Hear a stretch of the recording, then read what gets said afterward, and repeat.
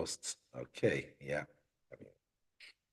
Right, 10 minutes past 8 o'clock in the United Kingdom. That is British winter time now. Summertime is gone over the weekend. Yes, we had an extra hour, supposedly, in bed.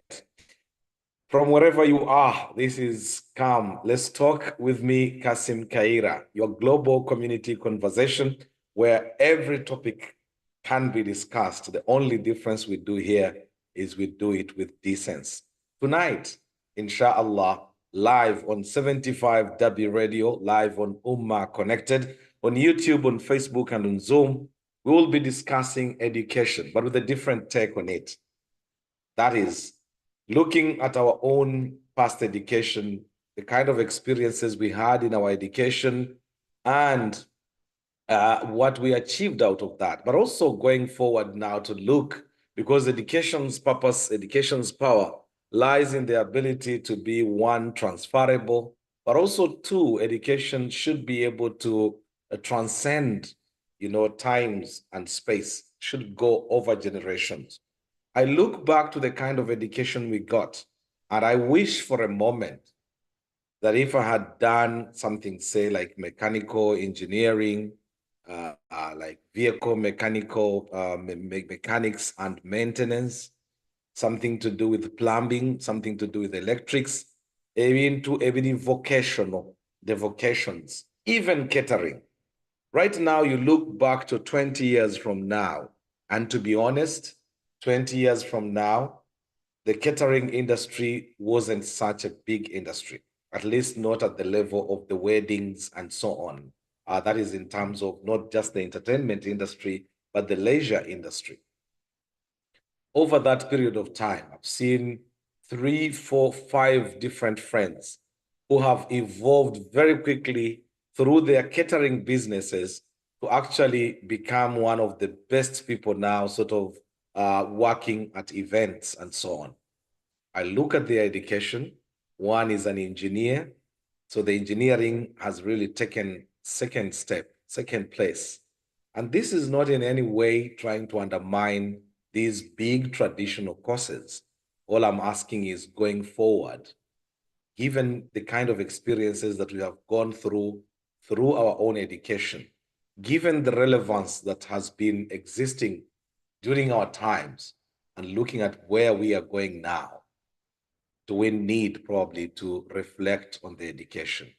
There's a clip that has always been going viral, showing the comparison between African kids and Chinese kids.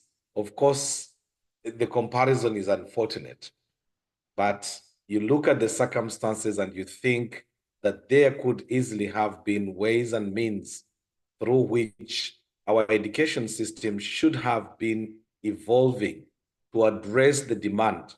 If you look at the kind of education system that we attended to or we were part of, it was a post-colonial education system left by the colonialists.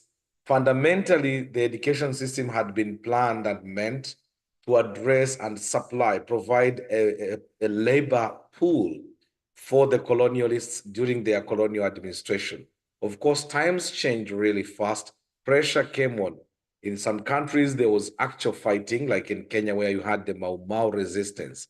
In places like Uganda, it was more sort of through trade unions, boycotts, and so on.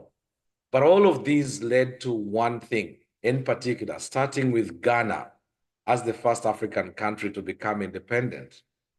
And from there, you start getting a ripple effect of countries now being granted independence by the colonial masters, either France or Britain. The Portuguese and the Spanish were sort of irrelevant in the context of colonialism, serious colonialism, but they were also there in Mozambique, in Angola, for the Portuguese, and Cape Verde. And then you have the Spanish, actually, they're the ones that had Capo Verde or Cabo Verde, Cape Verde. Through that, you realize that the education system was geared towards creating a labor force that would suit the clerical duties, the administrative duties that the colonialists needed to administer countries, especially with British who were using indirect rule. They would be in London, and from London, they would be able to govern and manage, their different colonies across the world. Now, in our own situation, in my personal situation, for instance, we were studying both Arabic and secular education. We ended up with nearly 11 subjects in Arabic. We ended up with 10 subjects or 9 subjects in the secular side. How we didn't run mad, Allahu A'lam. I think about this head and its capacity and ability to retain all this stuff. I would actually start counting. So you come, Quran, there would be tafsir, there would be khatti wa imla, there would be nusus, there would be mutala'a, there would be usulul fiqh, there would be fiqh itself, there would be usulul fiqh later on. These are 7 subjects. Where my hadith, there would be hadith, that's 8. Basically, we had 11 subjects in Arabic.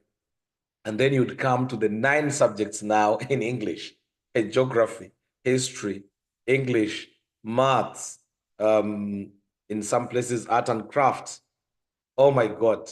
Now, this entire head to be able, you get the 11 and you get the 9, you have 20 subjects being pumped into that same head, examinable subjects that we had to contend with, taking notes and carrying bags that would actually break our shoulders.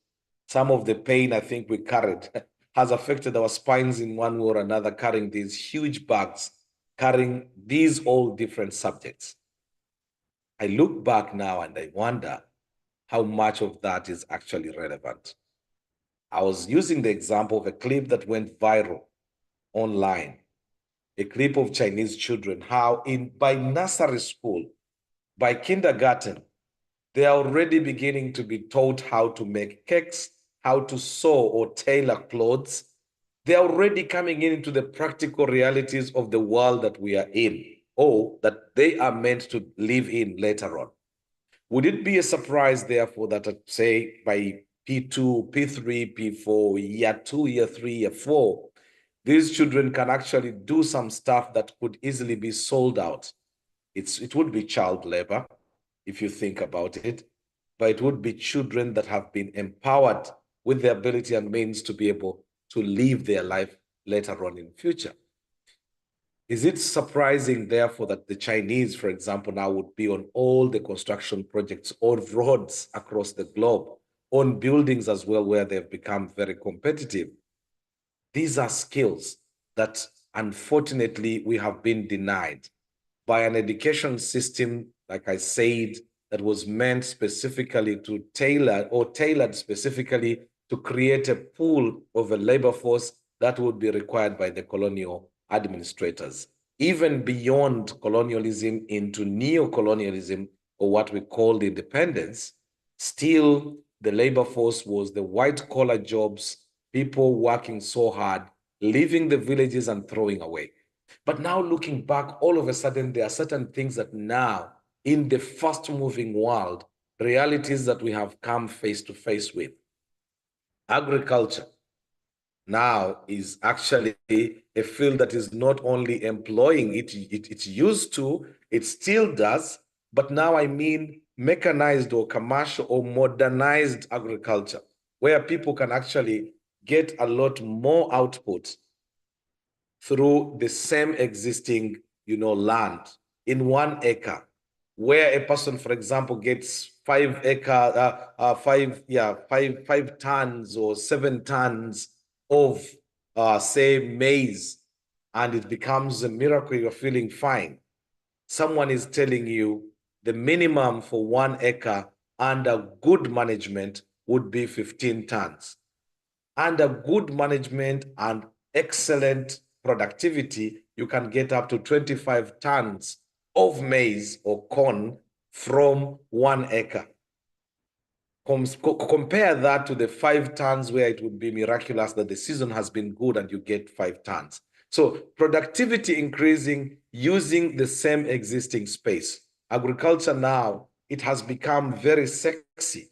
You have, young people, young ladies with their pedicures and manicures, wearing gumboots and going onto the farms and beginning to get dirty because there is money in that.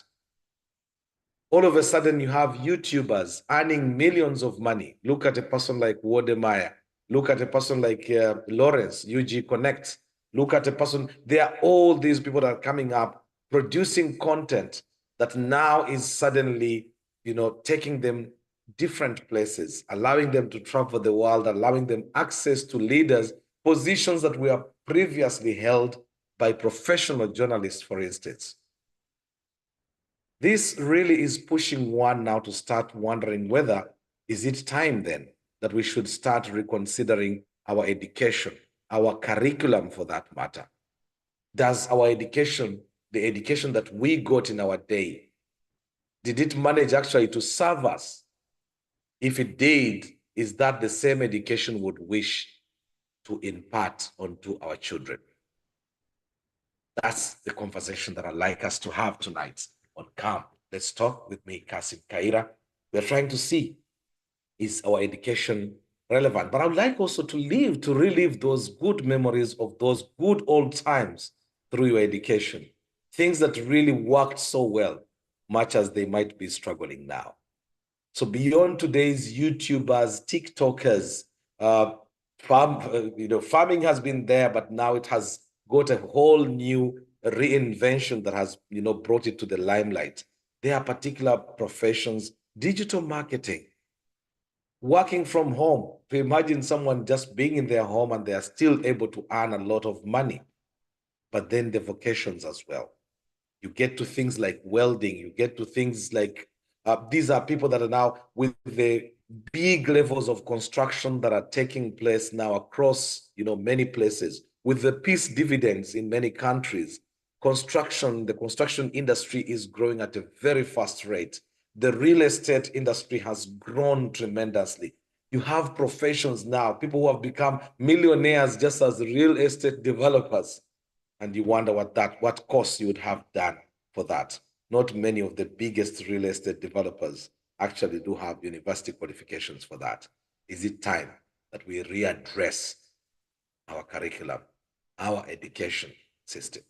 Well, the mics are open to you, and why don't I just bring in Hajat Safina to kickstart our conversation in this area. I see Imam Kasozi also as an educationist here. Oh, quite many of you. Jaden, already an educationist.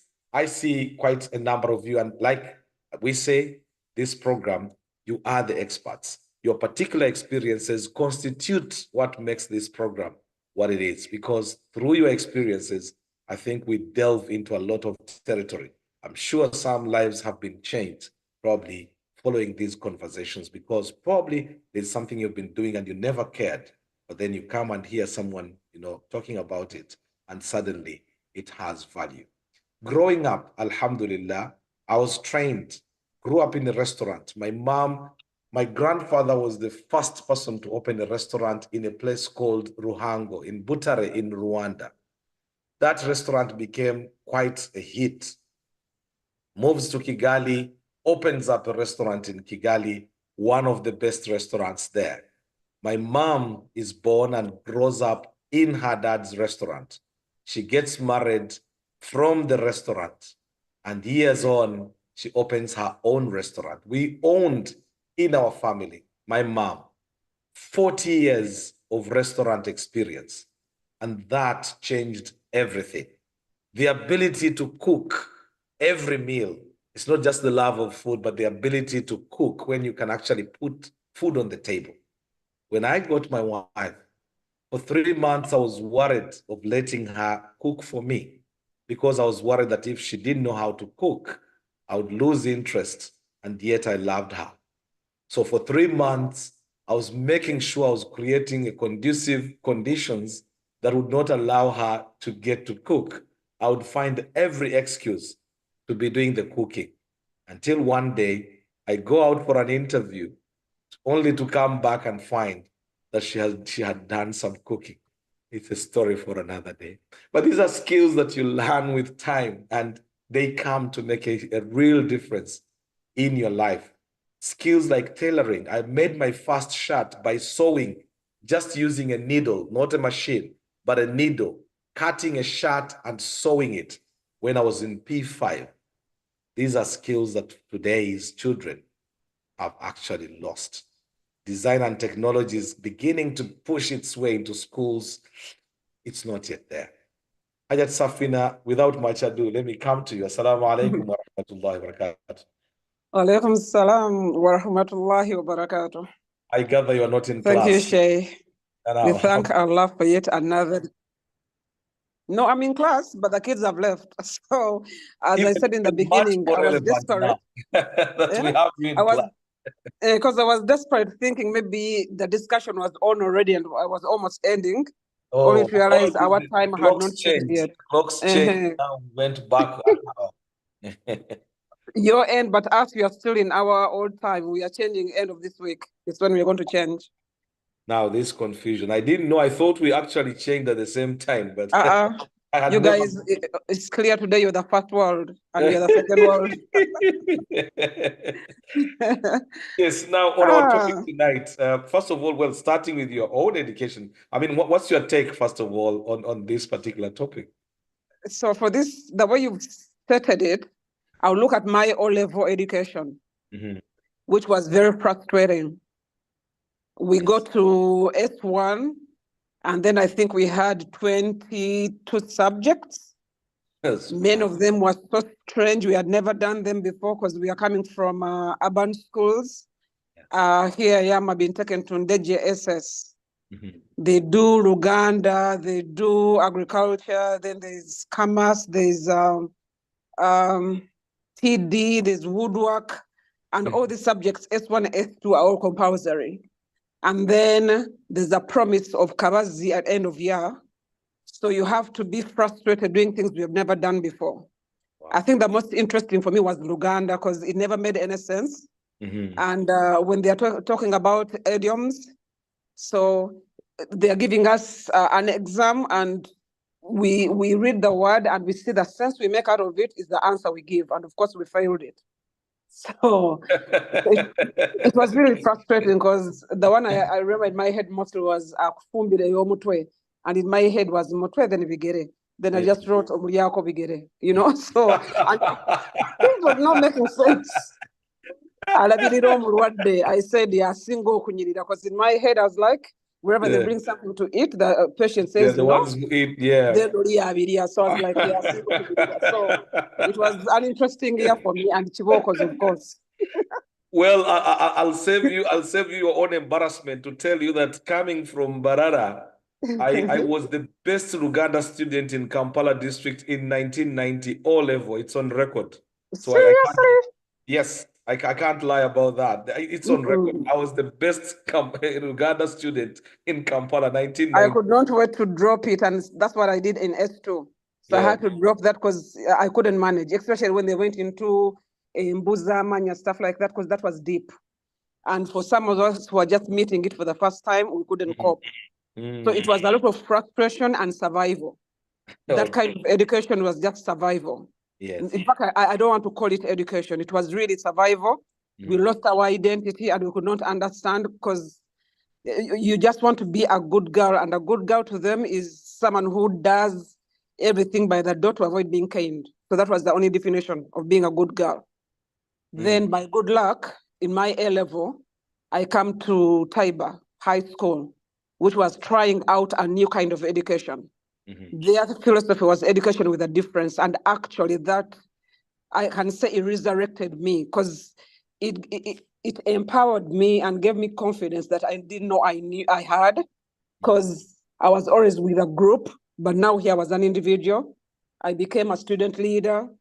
The way they were teaching was kind of different. It was interactive. It was interesting. In fact, we enjoyed our education. Yet in how different was it then? What were you doing differently? Was it still studying the same subjects, but in a there were way? fewer and a little bit focused. Because when you look at okay, we are doing the same thing because that was a traditional kind of education, but as a student then. Mm-hmm. But as we moved on and evolved, because that was A level, then I go to university and do education. Now I come back to be a teacher. And I went and taught in the Taiba system of education.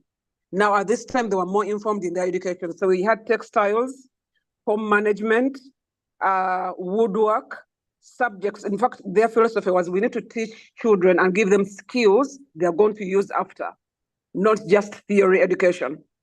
So that was a little bit different because they were focusing on that. And then before we know it, I think along the way, UNEB comes up with an idea that all those subjects are supposed to go to tertiary. And they're supposed to be secondary schools are to stop teaching them. So that became another confusion. But on a serious note, our education with so many subjects, to me, it was wasted education because there's a time we took audit with the kids and we're counting how many years we are spending at school and what we have to show for it.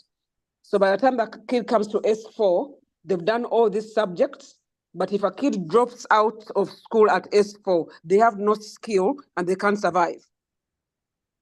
If you drop out in A level, same story. You don't have any qualification to show for. Now, when I compare that to the education in the US, I even become more bitter about what's going on. Here, the subjects emphasized all the way from elementary to middle school is just English, maths, and science.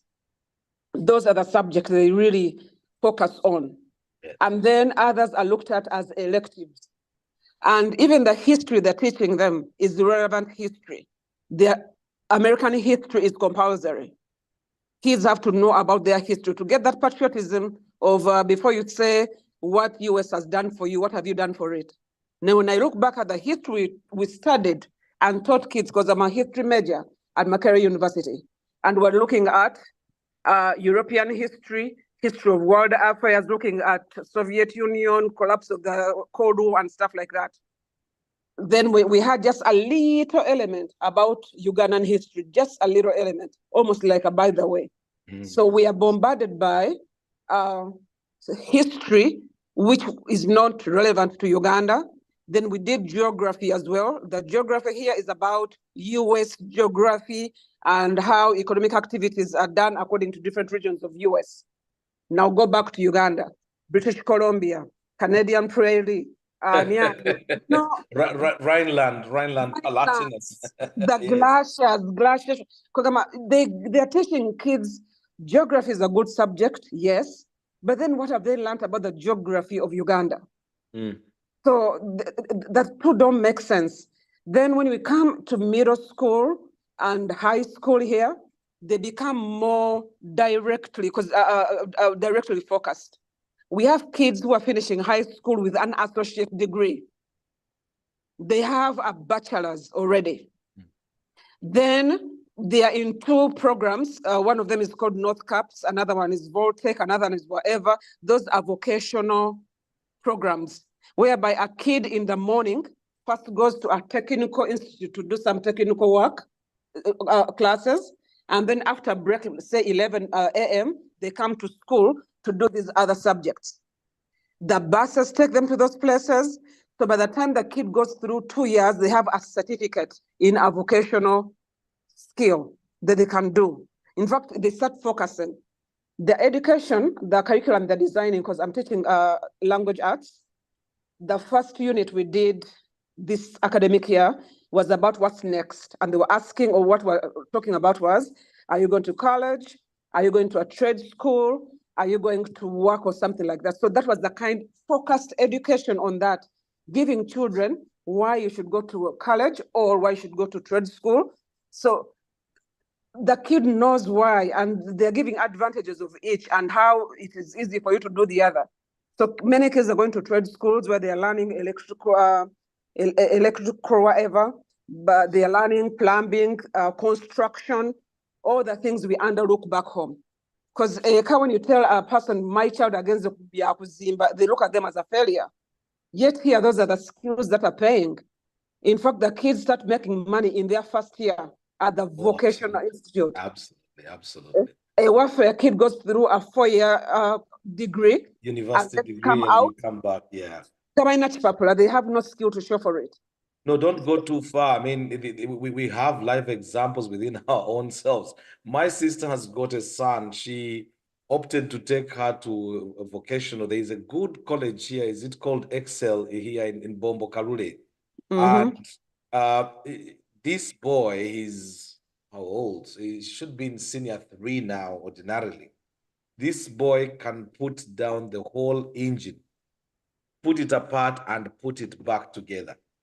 Anything to do with wiring, in the vehicle wiring, vaganti tugenze kuita wa wiring. This boy They can get do him. at that age. You come here and even small things like on DIY. I'm very poor at DIY. And actually, I think my wife makes me feel really, really bad about myself because she ends up doing the DIY. Like we do the things that men are supposed to do, she will do. And the things that women are supposed to do, I'm very good at doing. And she will be doing the DIY. Like now you end up spending money. There's a time I think we paid 800 pounds Wow. just to get someone to paint the house. And I've never, like forgiven myself for that. And these are things you would have thought you can just get a brush and do. But if it's not in you, it's not there. I mean, and we make ourselves helpless. Yeah. Oh, Safina's dropped.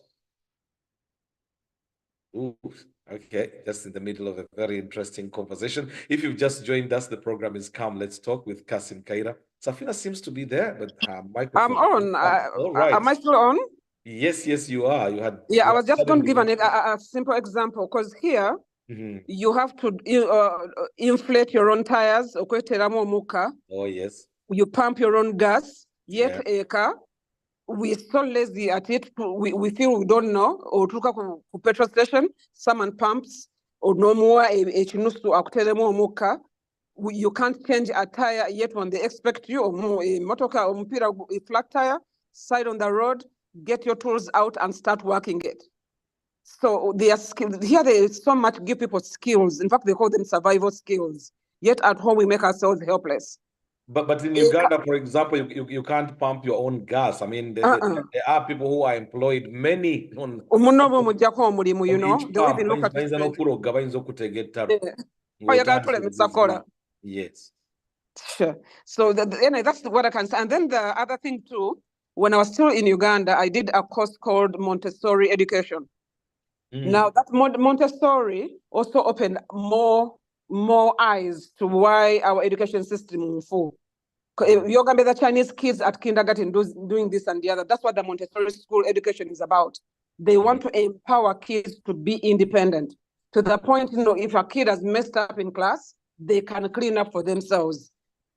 They do what they call normalization. And within the first month of Montessori education, every little kid knows how to prepare lunch, how to clean up after themselves, pack up everything back where it's supposed to be. Yet a car, we have to have cleaners for everything. In a Montessori system, kids clean for themselves. They are not cleaners how employed. Did you end up in this Montessori system? Were you already strategic and looking forward, or was it available and you were able to do? No, as I said, I was...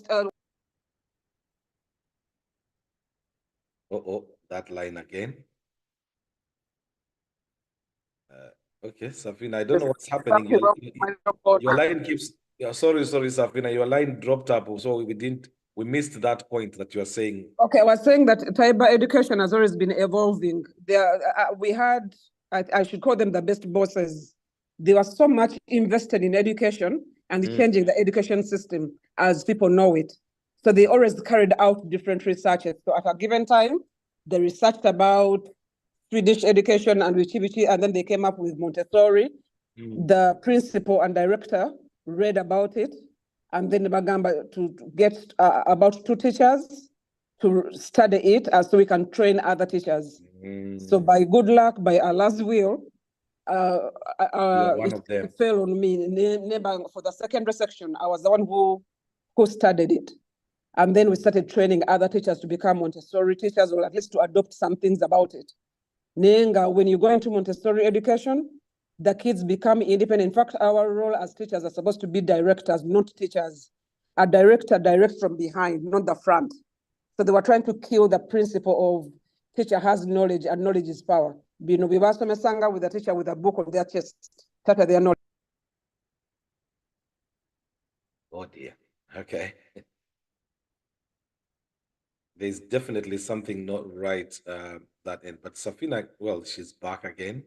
I think the network, let me stop. But I think those are the basics. So well, I had one final question, which was, well, as we go ahead with the conversation, what do you think needs to change in education? I mean, you've spoken about the Montessori kind of system. How comes, I mean, with all the knowledge that is out here, that still our education system is still, we have been independent now for nearly 60 years. I will still give you two things. When I was still in Uganda, in my early years of teaching, I was a history teacher. I had studied history. And I'm a kind of teacher who doesn't sport. I teach everything and in an interactive way.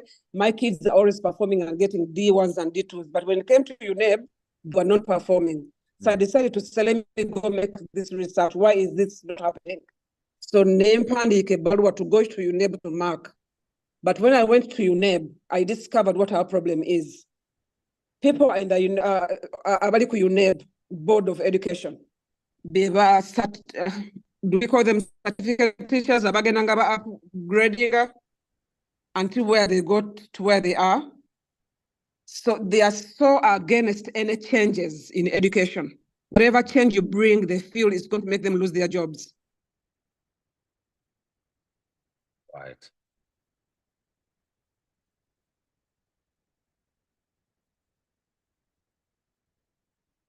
Your line has made the very best the very best of fun.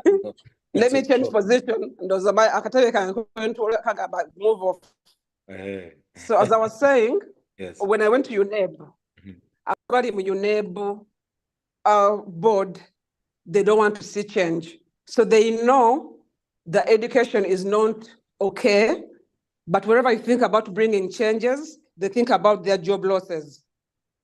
So this is why they are not willing. Because if you go through the Kajubi report, Niani reports, many researches have been done and suggestions have been made, but no one wants to see change. So when we started that kind of teaching at Taiba, people were having a lot of stereotypes about Taiba education. There's no education taking place.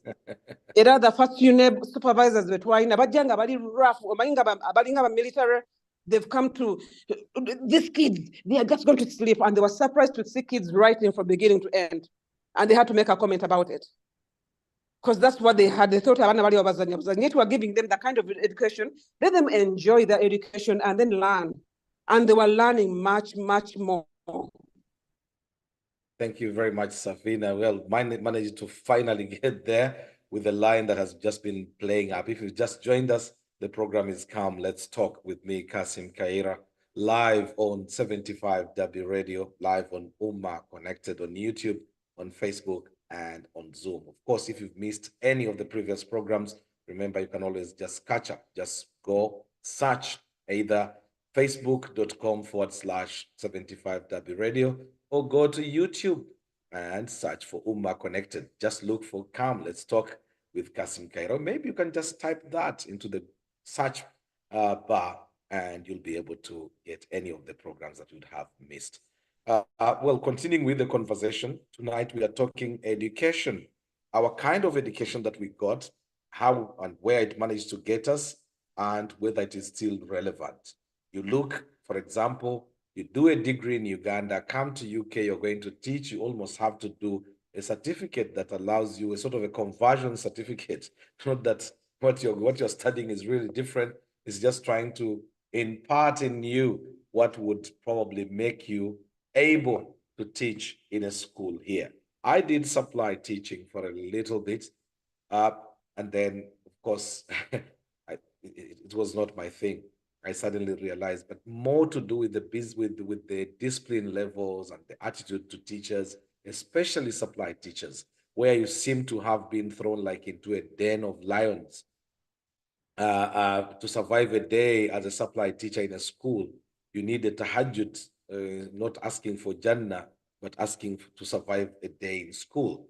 So I quickly, got disinterested out of that. But then you get into class and you sort of see the kind of teaching. There are fewer lessons, but it's much, much more practical. The people tend to have knowledge that they can actually easily make accessible.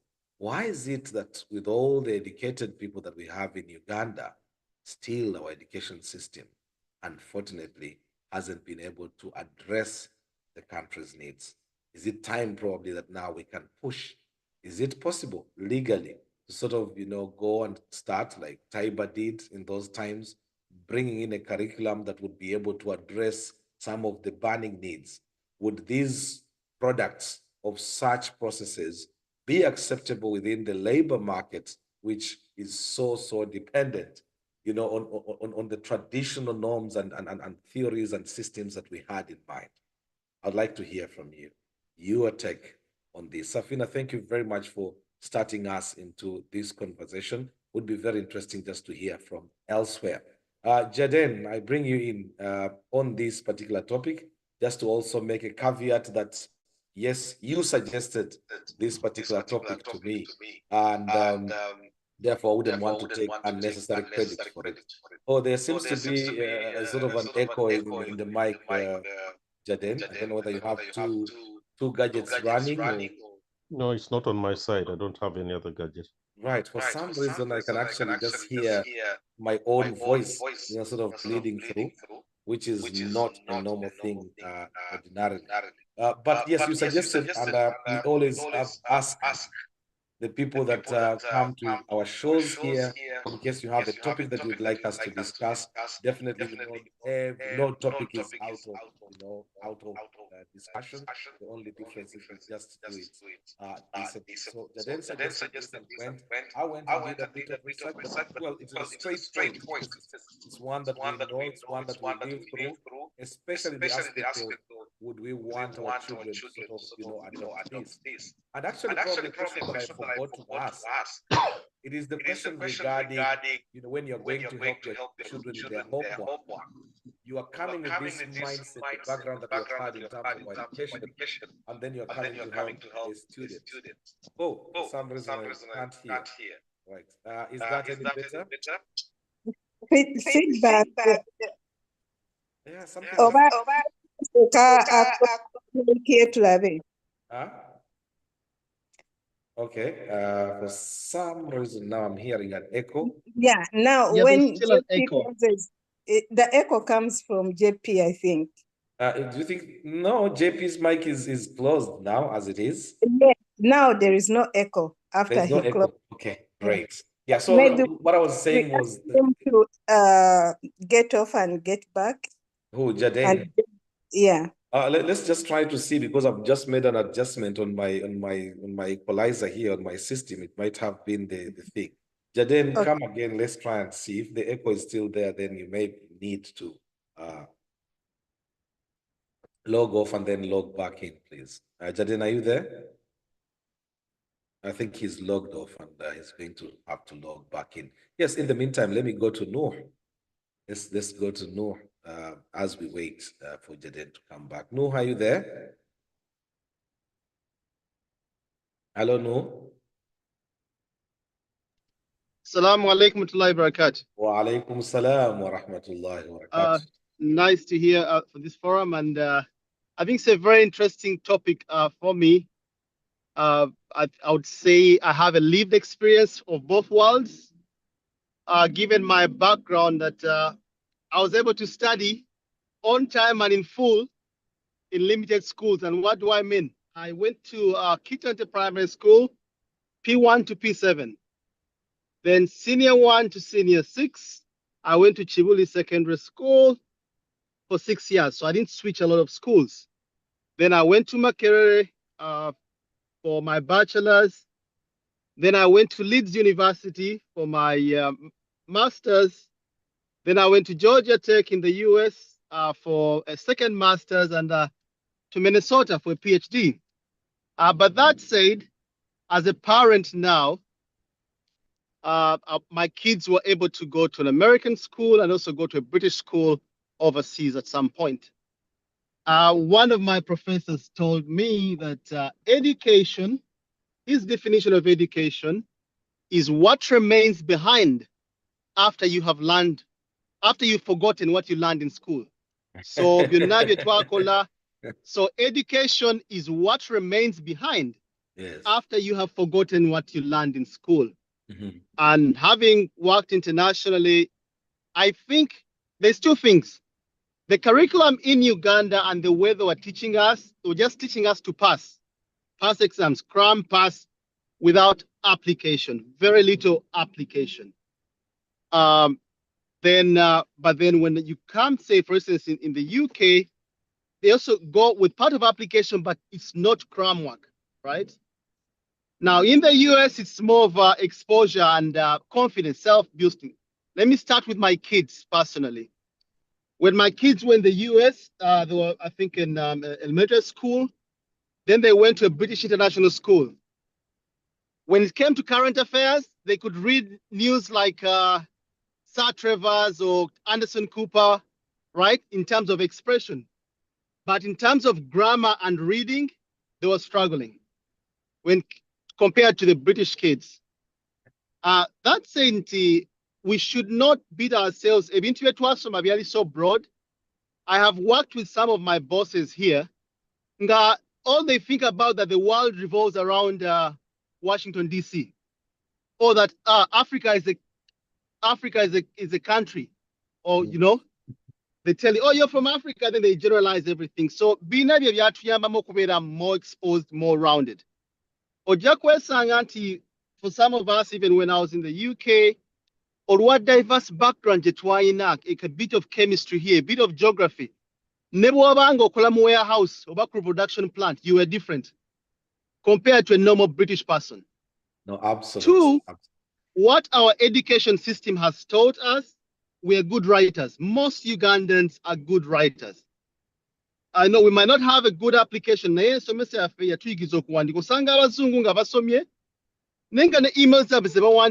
make sense.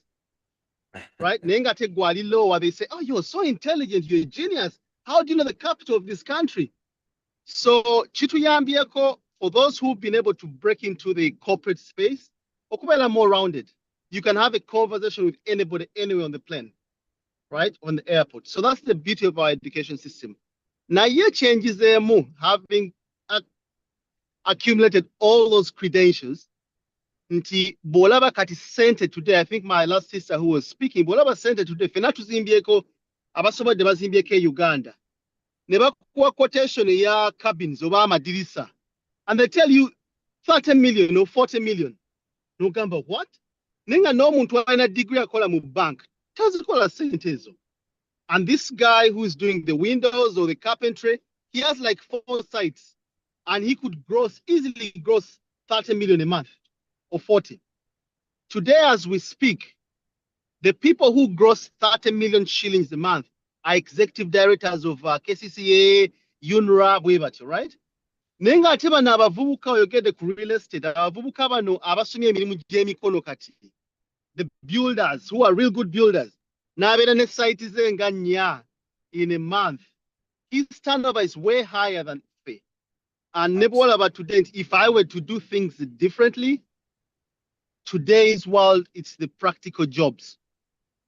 Fair abasomye theory. Now AI has come into place with all computers. Jobs are going to disappear. And now, I used to take PowerPoint presentation. It would take me like a week, take content, graphic design. But now with AI, Power AI, I just put in the subject, it will do the graphics for me, and I choose which options to deliver the presentation, right? So I think we had a good background. It also enabled us to be able to learn and speak different languages. Twasoma Tennessee Authority, New York, irrelevant. But the few of us who made it through are fully more global citizens than anybody. I was able to sit the exam, foreign service in the US. Those are some of the most complicated and difficult exams. I failed civic miserably. And I was only given a pass, or they say, this guy, we need him in the foreign service because of my knowledge. I could name every capital of every country in Africa, or Bangladesh, or you name it, which Yes. many Americans would struggle Cannot. to even name. Yeah. So there's a trade-off on both sides. We've gained more exposure, but again, back to the definition of my professor is education is what remains behind after you've After you've forgotten what you forgotten learned in everything. school. Today, we are No, talking about. That's quite a very interesting look at things. Actually, I felt the same. In fact, in the subject zoga into asoma useless, like the Rhineland or Canadian prairies and so on.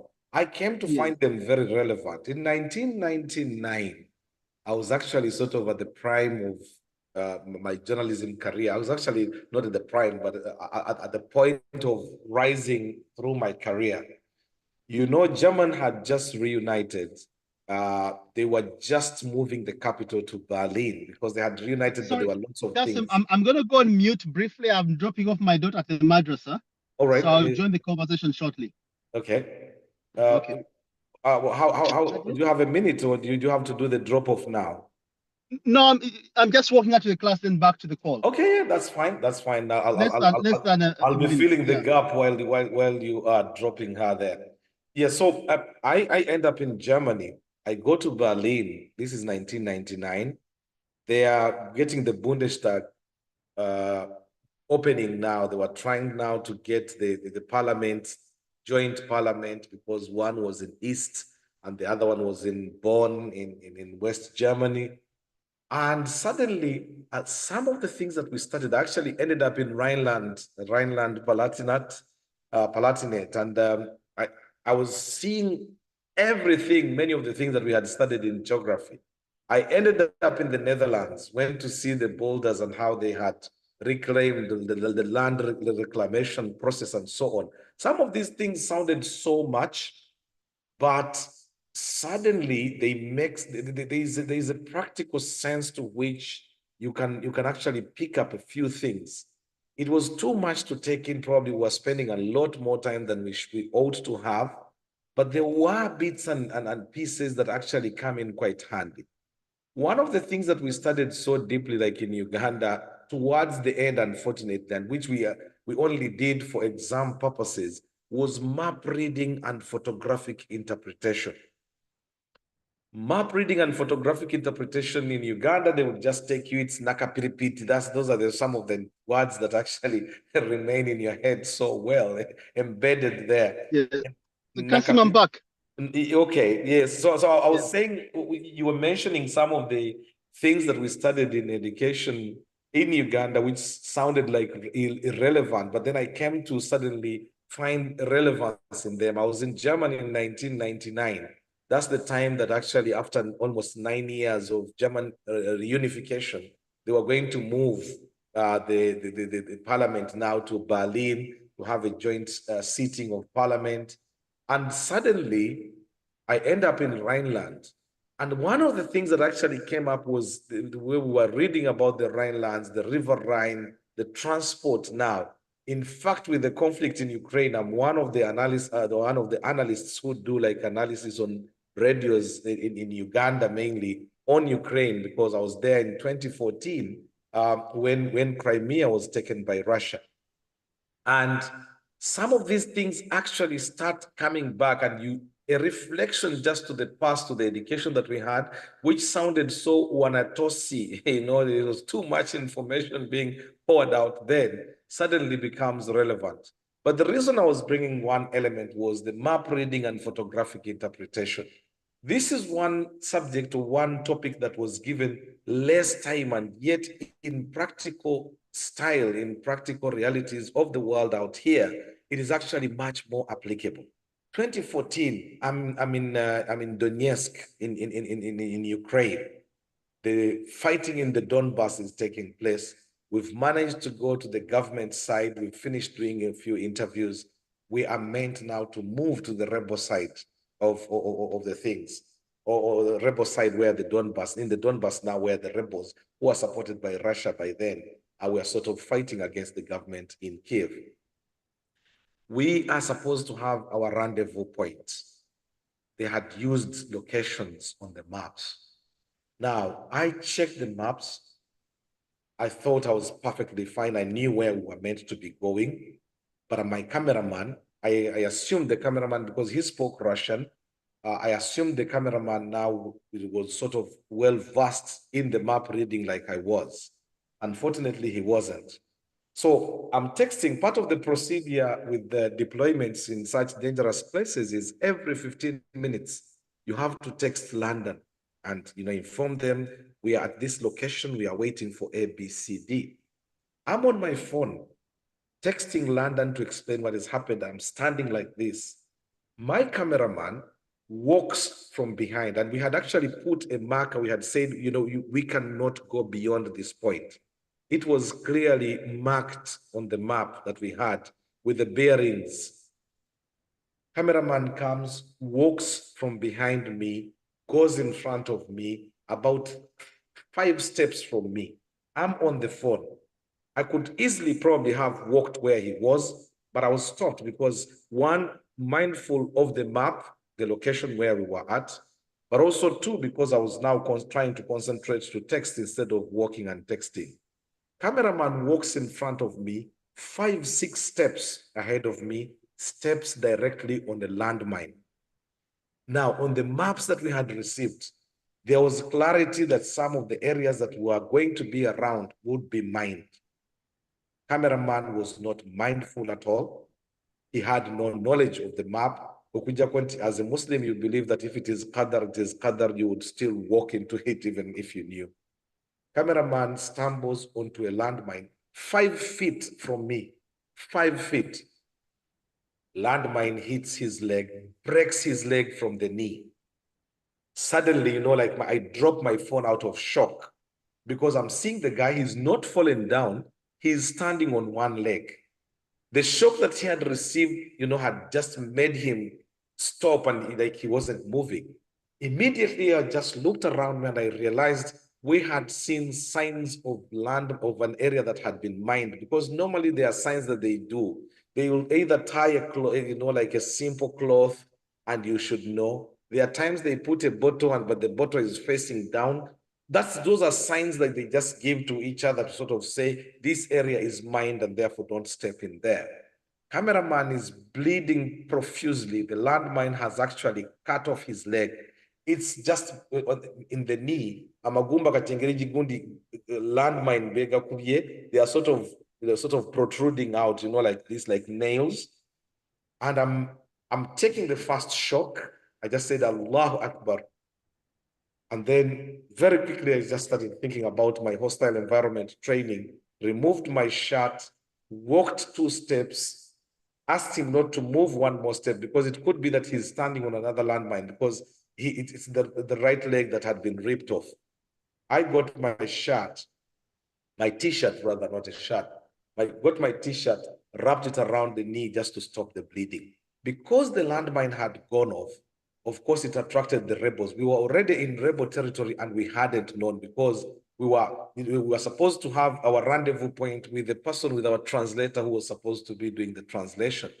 The translator delayed to come. So because we were at the rendezvous point, we decided not to move until, we would give it up to 30 minutes. If he didn't turn up in 30 minutes, we'd just have to abort. But within the 30 minutes, that's when this incident happens. Landmine goes off, of course, makes the noise. We are surrounded. We can't speak the language. And as luck would have it, alhamdulillah, the translator just arrives in time to say, these are the guys I was supposed to be bringing. But now these are foot soldiers. They do not know about the appointments that the bosses have made. By the time they made the communication, this guy is bleeding profusely. Anyway, he was evacuated after that. I remained because he asked me to remain. It had taken us almost 6 weeks of trying to lobby to get to the rebel territory, and we had only managed to get there. But now he was injured. Part of me was feeling so guilty. How can I leave my friend, to sort of be taken to Moscow and then flown back to London without me? How can I stay behind? He insisted and said, Kassim, how long it took to get this, stay behind. So I stuck around for a day and then had to leave thereafter. Met him in Moscow, and then we flew together back to London. Long story short, map reading and photographic interpretation for me had saved me. Allah, of course, had saved me, but through that particular knowledge. But then you see that how much time is devoted, for example, to map reading. Even in areas where you would have thought that in Uganda, you don't need a map, you will be surprised, you'll be shocked. In every situation now, maps do work, even with GPS. All these GPS are built around that. No, I was just filling up the gap while you dropped. Is it Yeah, daughter or sure. No, son? my daughter, Yes. she attends after school madrasa here in Virginia. Uh-huh. I mean, But I think, barakallah fikum. Mhm. yeah, we're trying. Actually, it's one of those things that I regret now. We're talking about education. I went to Chibuli, right? But having been to maybe to Kitante, the affluent schools, Twagero Zungu, that we had the opportunity to learn Quran, learn the opportunity to learn different Arabic, right? But the priorities were different. Went to sports, and I missed that opportunity. So today, I'm trying to grasp more of my Quran. My brain can't even touch. Yeah. I've been at a couple of sermons and kutubas, and the sheikh is like, "You guys have PhDs, you can quote with, but you can't even cram one ayah." So my brain is struggling. I've done all the way to the PhD level, but Yes. I'm now back to the Asar, and my kids are learning better than me. So I'm In trying fact, to. no, I should apologize. I'd forgotten. It was really on top of my head when I was doing the trailer for the show tonight. Part of it was to say that there are particular of these new professions, leave alone the YouTubers and TikTokers. It is Quran. Quran has suddenly become very marketable. People teaching Quran online, for example, during COVID, many people took up Quran lessons. A person being in Uganda and they are able to teach someone, in Europe, and they would get a decent pay. Yeah. You see people who are now becoming, international, moving across. I'll be in the Netherlands over this coming weekend, inshallah, Inshallah. to witness or be one of the judges in the Quran competition. It's their first Quran competition in the Netherlands of the Ugandan Muslim community. In UK, I was the first chief judge of the Quran 18 years ago. We've been running the Quran competitions now every year for 18 years. So there are some areas that you would never have, because when someone studied like Quran or Arabic, it felt like this was omwana omusiru. In fact, when they would see someone, Yes. oh no, no, bimutawanya mu kirasi ndowooza mutwale mu ddiini. So Dean was like, for those who would have failed, the bright ones now would be sent off to the secular system. Yeah, but I think one of the sisters exactly on that point. Now, for instance, in the U.S. Foreign Service, if you speak a language, automatically 25% salary bonus. If you speak a language. Now, today in the Foreign Service, if you speak Arabic, they are struggling to find people who can speak Arabic, because now that's where a lot of the influence is. Wow. But anyway, back to our sister who talked about with the learning we had, say, in Uganda. In Chibuli, we had people, Haj Kawasi, may Allah bless him for everything he's done. Allah. He had put a scholarship in place for certain schools, especially Muslim schools. Not even Muslim schools. In Masaka, if you're the best student, regardless whether you got 30, but you are the best student in that district, you had a slot in Chibuli for A level, right? Not O level. And guess what? Some of these kids came in from Bwala and they were discussing in Luganda chemistry. We had a boy, I'll use his name, I think. I'll reserve his name because he's like in a very high position now at the National Drug Authority. But he was discussing in Luganda. He'll try English and his English was not English. So he would break it down for you and the formula in Luganda. And guess what? When you get the monitor, I don't know, New Vision for that time, the top students, triple A, B in sciences was this guy. And he was not Muslim, but he was speaking Luganda. But that said, the ability to learn those multiple languages, you talked about the subjects we did as we're growing up. Because we did many subjects, our brain capacity expanded. I can tell you now, for me, I happen to be in Leeds. I was I was a warehouse operative in Leeds. And one point I was given, the supervisor didn't show up, so I was delegated the night supervisor for the night shift. I wrote a handover report, and the next day they told me the store manager wanted to see me. It was Leeds, Marks and Spencer's, was the distribution center. So I thought I had done something wrong. They told me, hey, yeah, the store manager needs to see you. I get there, they were in a meeting. Says that Noah? Or say, come in, we just talked about you. There was a meeting with the commercial team, and they told me, Noah, the handover report you wrote, we've never seen it in this store before. The detailed breakdown, introduction, capacity, and because I was a student, and Leeds at the time was not the most diverse place. At the time, that was 2099. It was not the most diverse, but I was black. Ever since then, I was promoted to supervisor and operations manager. But goes back to the education part. We learned how to write. We write a lot better than most of our colleagues. I know Abazungu, excuse my French, they normally say the BS, like the bush around the bush. No, now one kechibuzo. But when you meeting, normally, is it difficult? Yes. They have been trained that confidence. But in terms of substance, that's why the Bazungu are better supervisors, but not doers. They need people like us, given our background, and then the perseverance we have, regardless of the jobs we're doing. We are much you're still going to be much better than Abalabona because we're more rounded. And then chemistry, we're talking about diet. Everything has a labeling on the side, the chemical components and all that. Whatever engineer, chemistry. Mumgamba sodium peroxide, and like, what the heck is that? You might never know when you're going to apply chewaiga. Pakango somieku coke, enter hydrogen peroxide, sodium. The chemistry go so made the naja into the picture. But I think we need a balance of both. Challenge tuina today.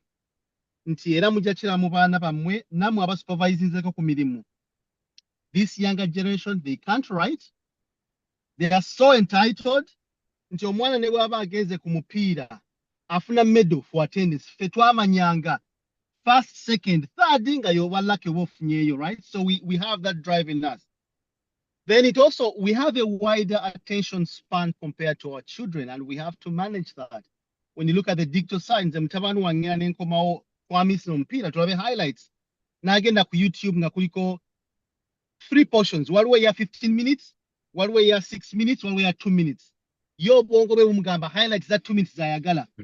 Nenga atenze. The highlights zenjagala is 15 minutes. Yes. So we have abana tebaina patience. Soma, the reading culture has gone. Even the likes of Twitter are just killing because net Twitter gamba, you have to make something within 2 sentences. Kambaweka example, I've also worked in a corporate America. I worked for Amazon. Amazon, you guys can Google this. There are no PowerPoint presentations in Amazon because they say people, excuse my French, bullshit a lot in PowerPoints. They gloss over things. Amazon, you have a 1-pager, 3-pager, or 6-pager. So you have to be able to write journalism. Field notes. So I'm sure what elevated you to that, even your skin, your writing skills, and your ability to absorb multiple facets of no reporting at weather, no reporting at Kurutalo, no reporting at hunger, no reporting at health pandemic. There's not many journalists today or people today are really so well rounded. But you find a journalist like Kassim Kayira, Shak Sali, agena kubulira ku COVID, ngolinga yakola public health. Takola nko public health. Nakubula Kurutalo, nakubula ku floods, nakubula ku elections. There's not many journalists. So the few journalists are very well rounded. Background yabwe. Medical school. So yes. I think we are blessed from where we came from. The Tennessee Authority, building of Manhattan. I think it was partly irrelevant because not many people even were able to make it to Entebbe. Netwasoma building of Manhattan, map. Neche charge to igirizo kraminga. Today bw'oba obuuza omuntu nti ndagirira owantu omuntu wa boda ne bw'oba oyimiridde wa boda nga teyasoma n'omugamba ndagira nga bw'otuuka wali. The ability to observe physical features. Nti bw'okkirira mu kagga, there is an anthill. After the anthill waliwo omuti bwe guti. Osanga n'omuntu omu okulagirira owantu nga talina na basic knowledge ya or the intelligence okumanya physical features mu kifo ky'abaddemu. So ebintu byonna, I think, back to the definition, education is what remains behind after you have forgotten what you learned in school. So in one way, at a certain time, you're going to apply a bit of physics, you're going to apply a bit of, because H2O, abatakola physical, H2O today, they got H2O. Anyway, that's the part, but I'm excited about this topic. I'd like to hear other people's experiences. No, that's very, very insightful. No, thank you very much. Quite a lot to take away from that. I'm sure you will have made up your minds. Jadane, I come back to you because the line dropped out there and therefore we didn't get a chance to hear from you. I think Noor has opened us and taken us places now in terms of the aspects that he raises, very interesting points that I'm sure we will take. We've only had two speakers from start, Hajat Safina and now Noor. Very interesting so far. You just hear from these two. I'm sure now we are beginning to expand out. I would like us to see, we are still reliving our own experiences, how it was in the past, where it managed to get us, but now whether that same education would be relevant to our children today. Jadane, assalamu alaikum. Please go ahead. Wa alaikum salam wa rahmatullahi wa barakatuh. That's much better now. We've lost the echo. Yeah. Thanks for accepting the topic. Two things after the two speakers have spoken. What Hajat Hafsa, is it Hafsa? Hajat Safina. Safina. Yes. There was a lot of criticism about the education system we have in Uganda, but we have to look at it in the context of where Uganda is economically. What is it that we can afford to give our children in terms of education? Because when I was doing my O-levels in sciences, I did school science project for those who are old enough to remember school science project. And I think it is something which is coming in now. So that was the practical things that we did in biology, the cram work, the things that they would teach you to go and do and observe in the field. And I've got lots of knowledge that I've kept from that experience because it was all practical. And the reason it was practical is because at the time, schools could afford to provide the chemicals, the samples, and bring animals and seeds and all that the schools could afford. But when I was doing the chemistry part of it, it was purely theoretical chemistry. And I can't remember even a tenth of the chemistry that was taught in the secondary schools. And that was all purely because of the lack of resources. They couldn't provide the test tubes, they couldn't provide the different chemicals, because every lesson had to be practical. And with chemistry, if you have all those chemicals, it's going to be expensive. And that was just the one school. And if you multiply that by all the schools in the country, it becomes very difficult. Now, 20, 30, 40, 50 years ahead, we are still in the same situation. You find a class which we used to be about 30 to 40 students in a class. But now you go to the same subject, you'll find that there's 100 students doing the same things. Now, how are you going to manage to do the practicals? When I was doing the practicals, we had maybe 1 or 2 students per bus and banner, or 1 or 2 students sharing a beaker. But when I graduated and was doing my teaching practice, there was like 10 and 15 students on 1 Bunsen banner or on 1 desk. So it becomes very difficult and becomes quite relevant, because half the time children of that age, the ones that are interested would be the ones that would get involved. For those that are not interested, who have got their minds on history or literature, will never pick up on anything from that education. And again, the problem with having to do so many subjects right from S1, 15 subjects if you're lucky. So there's no specialization, and people do the courses just for the purpose of passing it.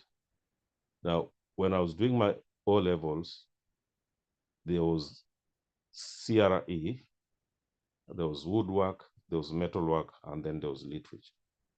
And you could not choose metalwork and woodwork because those were my interests, the practical thing. So I had to opt for either literature or CRE, which again doesn't make any relevance now. But taking your point again, when you're studying some of those subjects, and what Brother Noah said, that what is left after the education, or what you have learned, I mean, what is left after you have learned in education, that is the benefit that you move forward. So some of those subjects might be quite tedious, might be quite academic, but what they're teaching you at the time, which you may not notice, is how to analyze not just that subject, but how to analyze different things in life.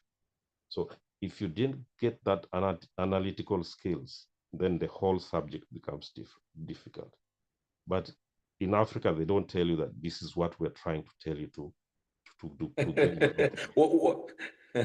Why don't they tell you? Is there a secret in it? No, because they want you to pass exams. Right.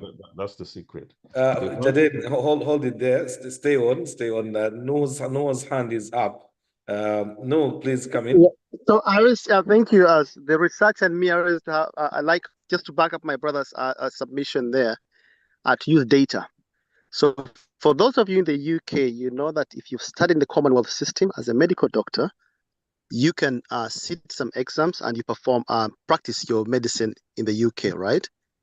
And we do have medical doctors, Ugandan medical doctors, practicing in the UK and in the US. Why do you think they do excel? I'll give you one example. I had a friend. He didn't have any political connection, so he did his practice somewhere in Hoima, Masindi Hospital. And they lacked equipment, so he had to do surgeries on a lamp using alcohol, like to sanitize, like to really improvise, right? Fast forward, those who are really privileged had to get placements in Mulago and Zambia around Kampala. Fast forward, when he came to the UK to sit his exams, normally you see the Indians prepare their students to work in US, Canada, UK. When he sat his exams, the British medical board, he was flagged as, they give you a scenario, you diagnose and all that. But because they had experienced so much, he was so innovative at every single scenario. He was among the few people who nailed the scenario. And guess what? It's the hardship and the thinking he had to improvise coming from Hoima in his internship that he was flagged. So you get a permit. I think you get a permit or residency, but you have to move hospitals every 6 months. That's for the UK. Guess what? He was flagged by the British Army. They told him, hey, there's this boy from Uganda. I think he's exceptional. Fast forward, they talked to him and they took him straight to Sandhurst, and you graduate as a captain from Sandhurst. He got his British passport. But what I'm trying to say, and now when he was sitting his exams as an officer to go to Sandhurst, they asked him, this was a doctor, that which border would China defend the most for strategic reasons, or Russia? Guess what? He nailed everything, and he left that room. And within the British Army, they're like, we've never seen a genius like this boy. So he was shipped into Iraq. He served in Iraq. He's a surgeon. I'll just reserve his name because he's lucky, but he's a Ugandan. But it goes back to the hardship, the way he learned sharing one Bunsen burner, being able to improvise, that made him the orthopedic surgeon he is today, that even when you talk about your landmine situation, I know now, Kassim, you could relate. You've seen somebody in a war zone and you have to improvise, whether using a stick, whether using to save a life. Mhm. So back to our education, the reading, the novels we've had like Chinua Achebe. Today, people who've read Chinua Achebe, those books within the literature have made us more rounded. Yes, yes. Will our kids be able to read? And then it also talked about our attention span. Because you had many subjects, reading history and all that, there was a reason of patience and resilience, which our students today, they are smart, but they are always looking at the next big thing. Yeah. Asomako page mu and he Mhm. wants the next thing, or he's on a laptop. But like, exactly back to our education, what the twasomera mu buzibu mulimu ebyali relevant naye ate biina kye bituyambyeko. Our first time landing at Heathrow Airport, bakuwadde akapapula, by then there were no phones. Ojja kusoma wano arrivals and this gate ng'olina kusoma. Nga bw'oba tomanyi kusoma signs, oba olina kubuuza guiding guidance. Today as we travel, connecting through airports, it's reading. Thank you very Driving, much, road Noor. signs, Yeah, over. thank you very much, Noor. Issa Makumbi, are you responding to what Jaden? Because I've still got Jaden. Are you responding to what Jaden has said? I wanted to let him finish and then we can go on. I can come to you, but if you are responding to what he's just raised, then perfectly fine. Issa? I'll listen. I'll come later on with All my right. Okay, experiences. brilliant. Okay, then, thank you. Yes, Jaden, you've heard from Noor. I think he was making an intervention there on what you had just raised. The all-round education, how it actually came in quite handy in a lot of ways. It was problematic, but it had its good sides, that it prepared us now for the ability, like you said, to digest and actually use that very knowledge now, transfer of knowledge, using the very much that we had to translate into other scenarios, other situations. Yeah, exactly. The brothers just nailed it there, because sometimes you find that people underestimate the value of the things that were taught at school. And an example would be the TVA, the Tennessee Valley Authority, the harbors of New York and all that stuff. Now, when you are doing that in S3, S4, it's like, why am I learning this, all this knowledge? Why should I learn about what is happening in America and all that? Mm. But now, being a farmer, some of that knowledge is become really useful and really practical on my farm. But at the time when you're learning it doesn't make much sense. And when I came to England so many years ago, and some of our qualifications were not, you could not transfer and start using them straight away. So I had to go back and start from to get the GCSE qualifications, kind of, so that I can go into college and then eventually to university. And to get the GCSE, they've got the two routes. There's the academic side, which our kids are doing now, what do they call them? The year 13 exams and so on. But there's for the mature students, there's the application of maths, for example, application of English.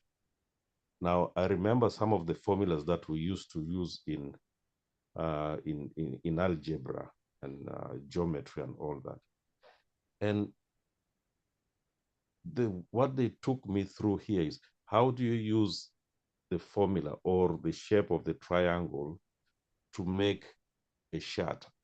You've got a meter of material.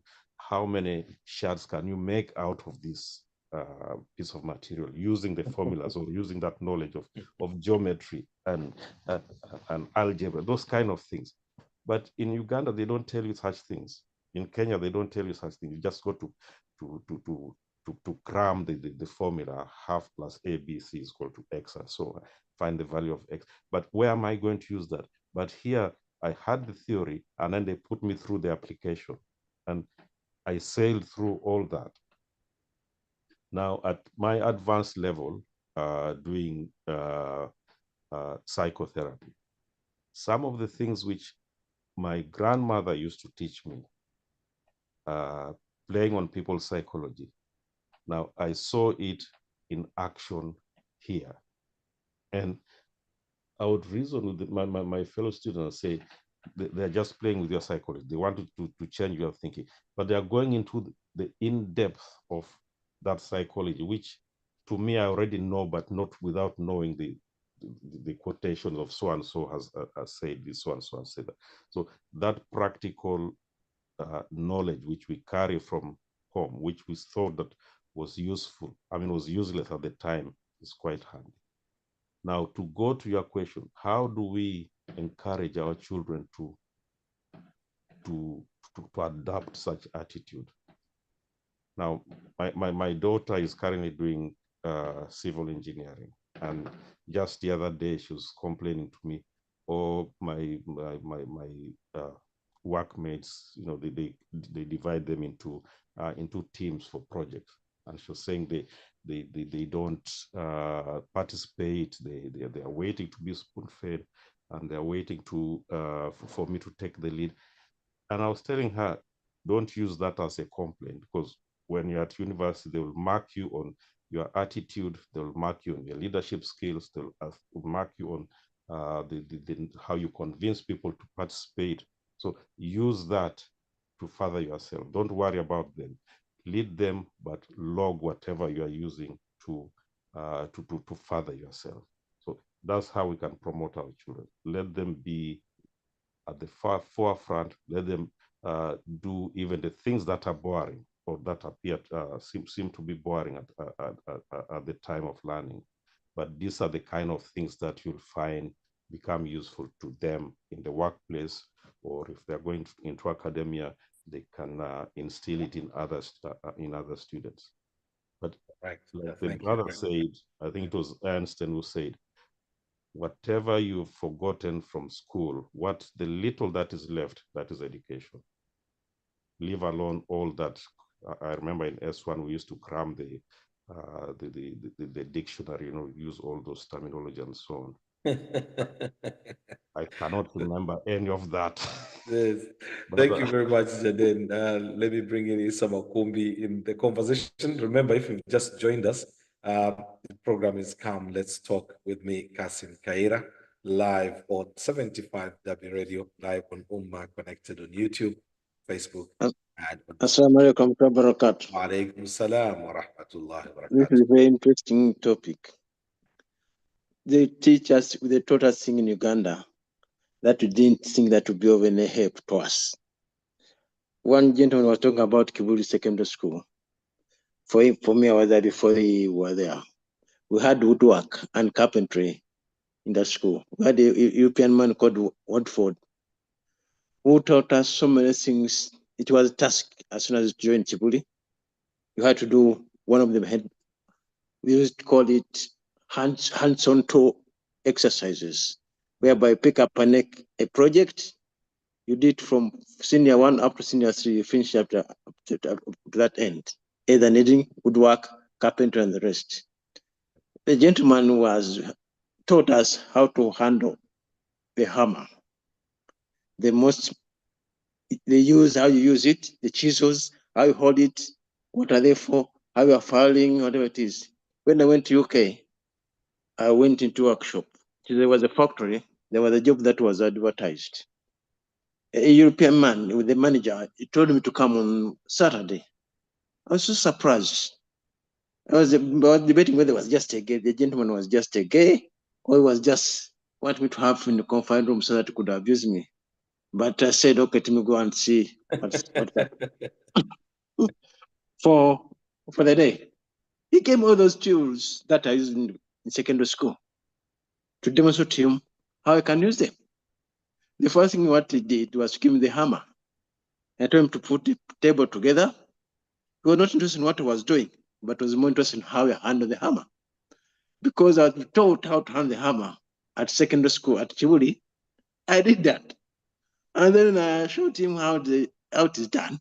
He was surprised, said, have you done SCS carpentry? I said, no, I didn't. I did only the basic. Then he gave me all the chisels and I could use them. And then finding all the edges and putting things together. That's the thing that I learned at secondary school in Tivoli. Because of that, I got a job as a supervisor. Had I done that, I would have had a problem. I would have gone as apprenticeship in the factory. But because he saw that he was capable, that I could use any tools, I was very confident that I would not harm myself. And I became a leader of the other workers, became a supervisor because of what I've learned in secondary school. When in primary at Chiboli, we had what we call mental arithmetic every morning before we could start doing anything. Mental arithmetic, 1 + 1, blah, blah. 5 × 5. If you fail that, you get a cane, you get a beating.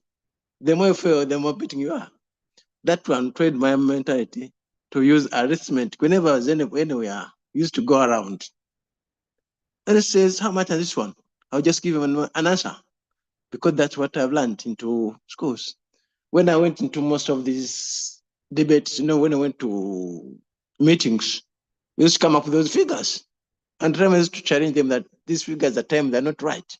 Then he said, how do you? I said, because of my mental arithmetic that I've learned, I could go through it, find out anything that was not right or it was not within.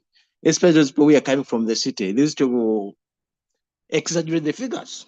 They give you so many figures around to play with. They give all those to make sure they can make a little profit or to impress that they're the best. I used to give them a hard time because of mental arithmetic that I've learned in the primary school.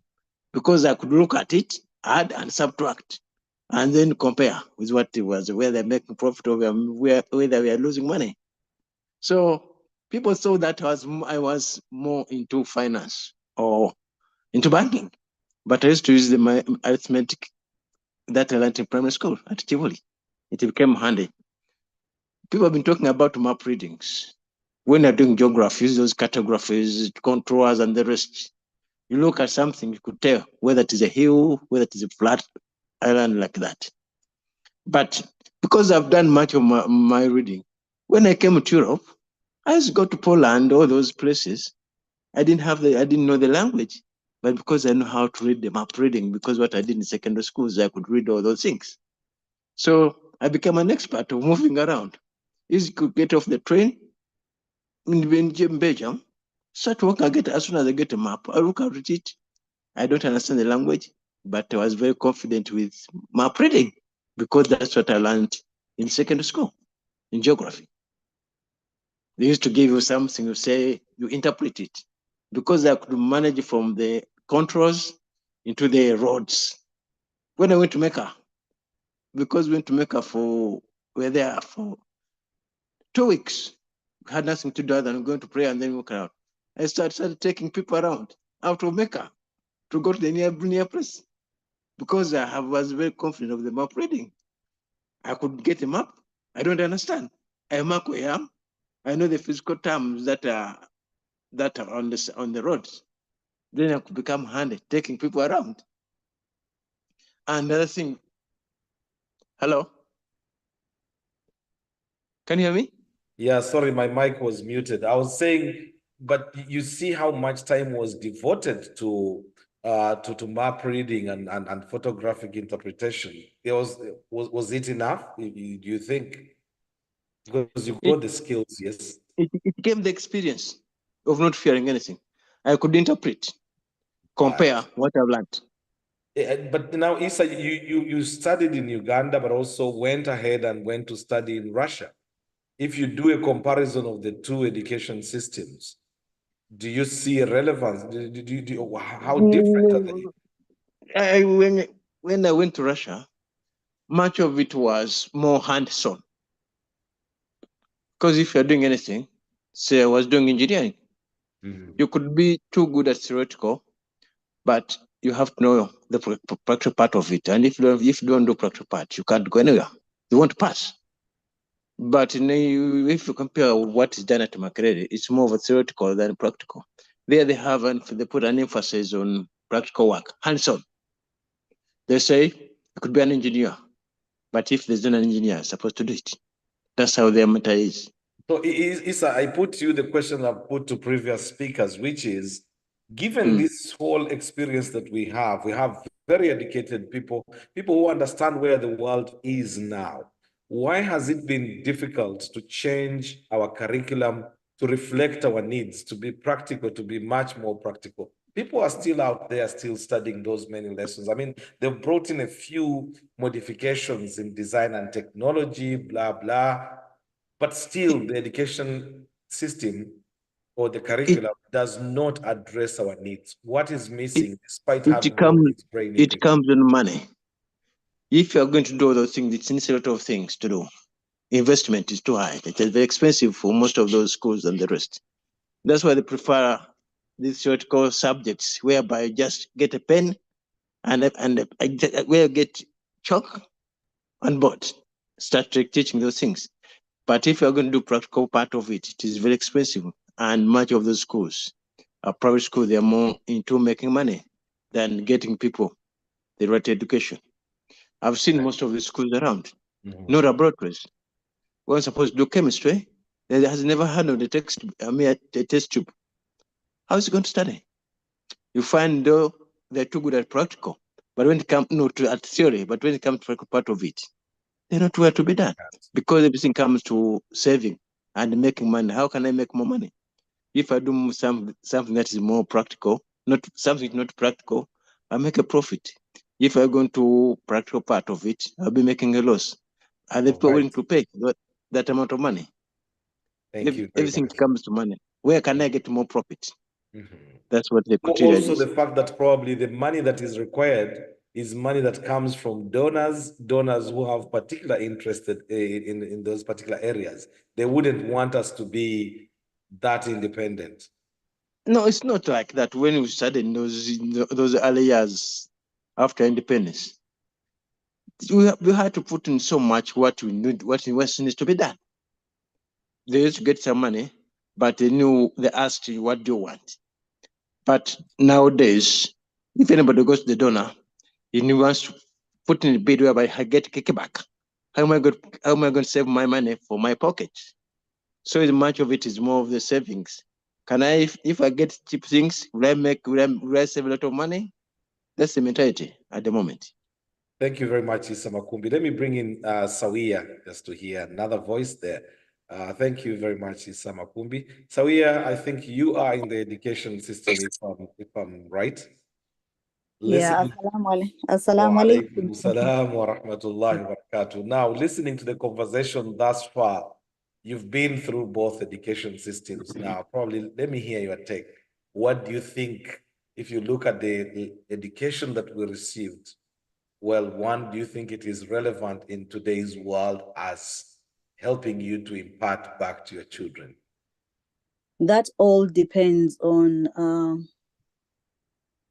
I'll first go with what I've heard some of the speakers. Obviously, I joined a bit late to see. I would like to appreciate. I'm appreciating like both curriculums. The old one, which we had, which molded us into resilience. I think it taught more of the resilience part than the practicability or employability. But because of the resilience we had, even when we came to these countries where we had to do odd jobs like working in a food factory, if you didn't have the resilience, you wouldn't resilience you had to have, perseverance, resilience in schools in like Africa or Uganda specifically, it would be hard for you. Be punctual, like what we were taught was basically discipline. Now I'm looking at today's education and the world and how we change as parents as well. Because initially when we were raising our younger children, we thought, we had the mentality that our parents had. You have to graduate to be either a doctor, a lawyer, those kind of jobs. But now this, for me, I don't know about other parents, but this has changed. It's more about employability. What course are you doing? You're going to become a lawyer. Are you going to be able, like, really to apply your law in any field you're going into?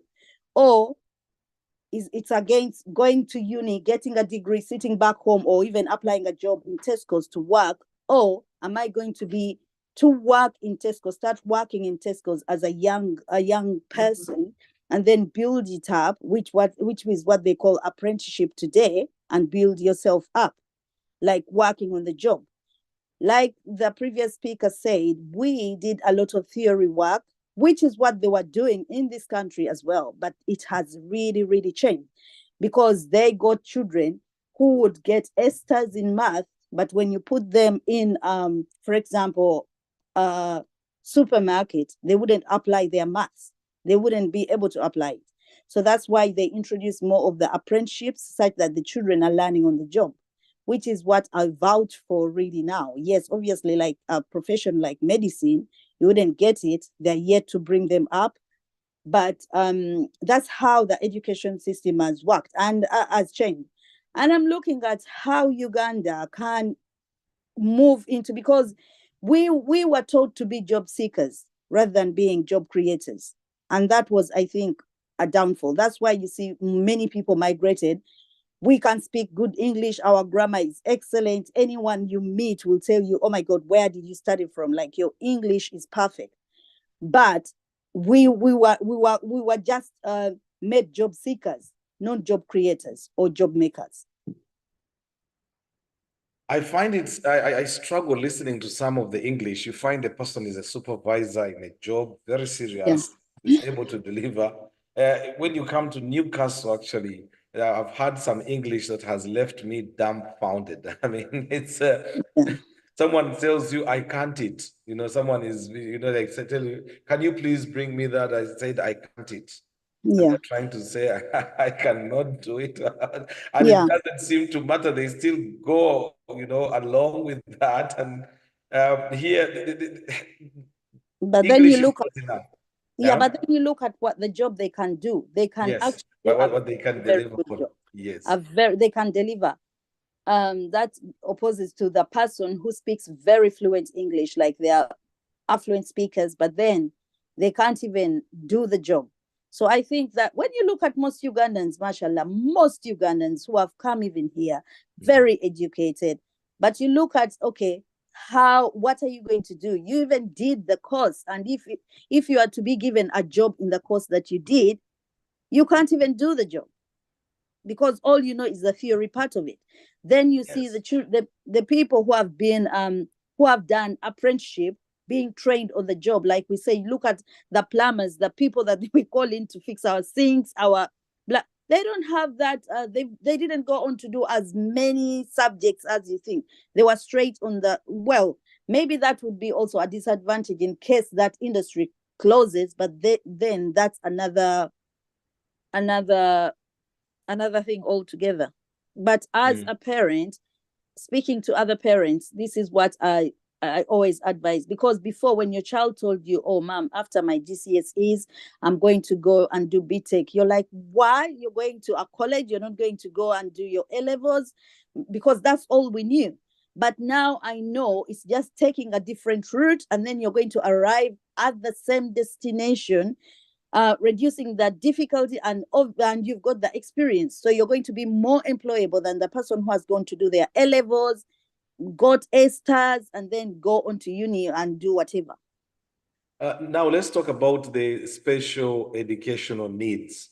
Yeah. Growing up during our times, I don't know where you grew up. Chibuli has been spoken about quite severally, but I know in Bilal, where I grew up, special educational needs, or SEN as it is now known, was not very well catered for. There had to be like special schools for children with educational needs. Looking at today's education and the education from the past, in terms of specifically, well, special educational needs, where do you think you would place today's education in comparison to past education? In terms of the special educational needs, or SEND, I feel like the awareness now is making people understand more. The teachers, even in Uganda, because I've spoken to a few teachers, a few institution holders, who really now put places for children with special needs. In Chibuli, I remember we had one specific person. I think, in my opinion, this person had dyslexia, but it wasn't understood, and therefore this child ended up being called stupid or repeating classes. So when this child, and we you know the terms that go on, every old thing in that school was referred to this child's name, that that thing is as old as this child, because this child has repeated every single class. But looking at it now, a dyslexic child, if catered for and given all the right support, they go on to perform better than those who are considered with no education needs. You look at our parents as well, living in denial in terms of a simple thing like testing your eyesight. You are not really seeing what's on the blackboard, what we used to learn from the blackboard, because your eyesight is not good. But when would you ever tell your parents or even your teachers, acknowledging that, this child could be having a problem with his vision? They just need to be tested, and then they'll be able to achieve. All these were not accommodated for. But now, with more awareness, I feel like things have been put in place. They've been recognized more. And then, inshallah, obviously, a lot still needs to be done. I've seen people go on different courses. There are many courses, free courses even online, to give awareness in the different special educational needs sectors. So I feel like once the awareness is there, and the acknowledgement that, what, their children who really don't learn the same way as others learn, and then that will be the help, and things will be better. Thank you very much, Sawi. At which point, actually, I'd like to ask anyone who knows, because now we had a lot of insensitivities in the past, and now with, well, some people say political correctness, but with more awareness now, I think there are some terminologies that are beginning to change. For example, we don't talk about blind people, we talk about people with sight challenges, or rather partially sighted. Kakati njagala mu Luganda munyambe Kasiru bw'oyagala okwogera in a politically correct way, Kasiru omuyita otya?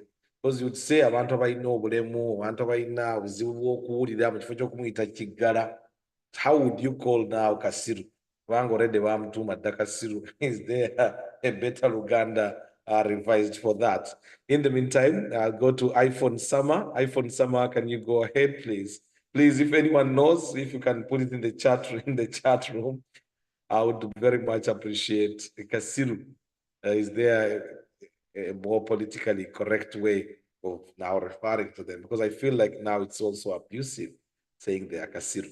iPhone Summer, with 8 minutes to the top of the hour and the end of the show. iPhone Summer, are you there? Right, I'll go to Mariam. Mariam, Ajati Mariam. Jaden, you're still saying Kasiru is dyslexic. No, so yes. So I'm wondering in the Luganda way, because now in Luganda, if you say Kasiru, it feels abusive. But now, given that we are looking for terminologies on how to say things correctly, so in Luganda still, what would you replace Kasiru with? That's what I want. Kasiru atayogera.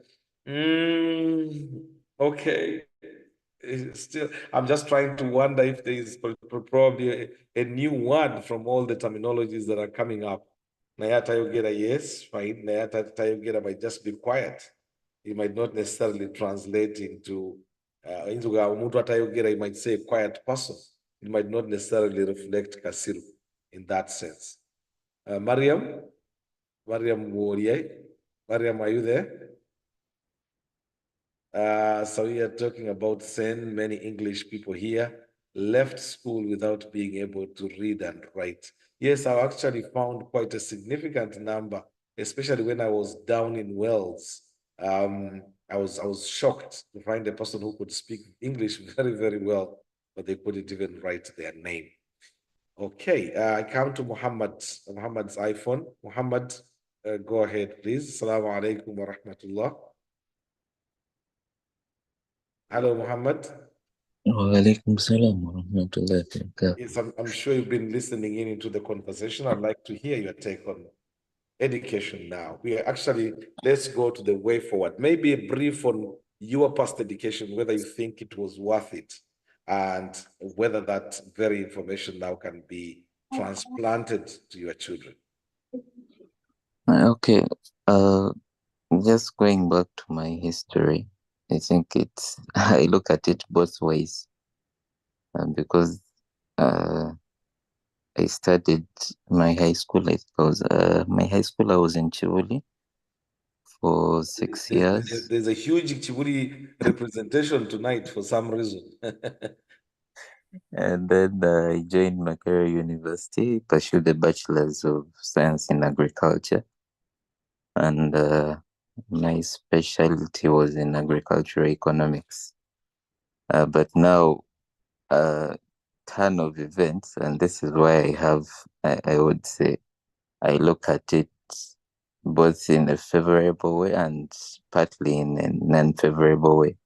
So why I would look at it as in non-favorable ways because currently the work that I'm doing is not at all related to what I studied, especially at university. Because Alhamdulillah. Did you say you are an auditor now? Yes, I'm an auditor now, chartered accountant. From agricultural economics to auditing, that's quite something. Yes, it's a very huge change. But then I would say what enables you to make that change is the education that you get. So getting exposed to so many things, so many subjects along the way, and then studying within the environment that we study in, it gives you that kind of resilience to take on whatever it is that comes your way.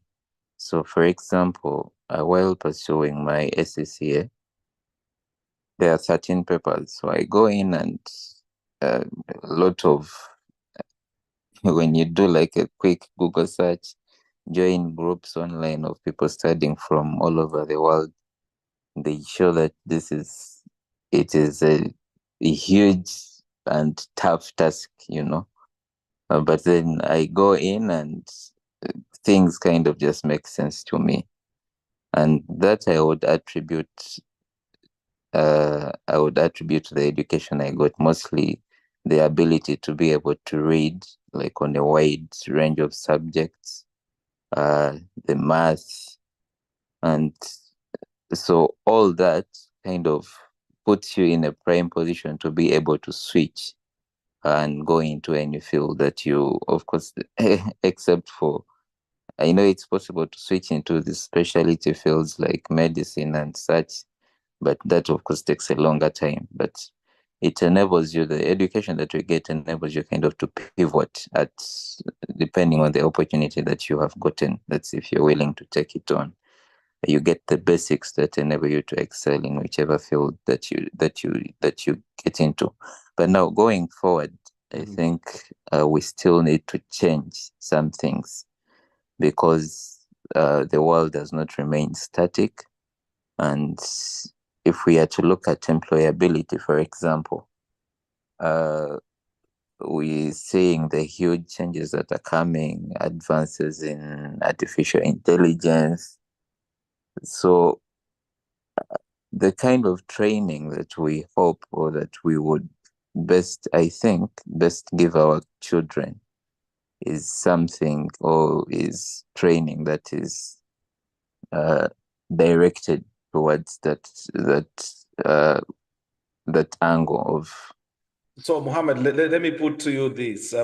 Many of the previous speakers now coming even to you are all showing that the kind of education system we got, as heavy as it was, as packed as it was, it still managed to give us resilience, a kind of a patience that we have carried into our normal lives, in today's lives. Unfortunately, our children lack exactly that. How can we help our children get the resilience that we got without necessarily going through the process that we did? Because actually, under the circumstances, they cannot go through the same circumstances like we did. How can we export or import or extract the resilience and manage to give it to our children, because their levels of patience are very, very limited. I think it's a huge job, but I think it's something. For example, now curriculums have changed, so we will not expect that our children will get this kind of information in their schools. That's not going to happen. So if they are not getting it in their schools, is there a way that we can impart those as parents, busy parents out here? yes, I think it is. There is a way, but we also have to be part of it. For example, the easiest way that I see is putting kind of a reading culture in children, which is a very hard thing to do currently because of the distractions that we have, the phones, the screens, and everything. But then it comes back to what exactly you want. So if you're trying to, because everything goes back actually to, uh, if it's knowledge, it goes back to reading. If it's like hands-on things, like doing things at home, this is something that you can do at home, because when your child goes to school, they are not going to get that.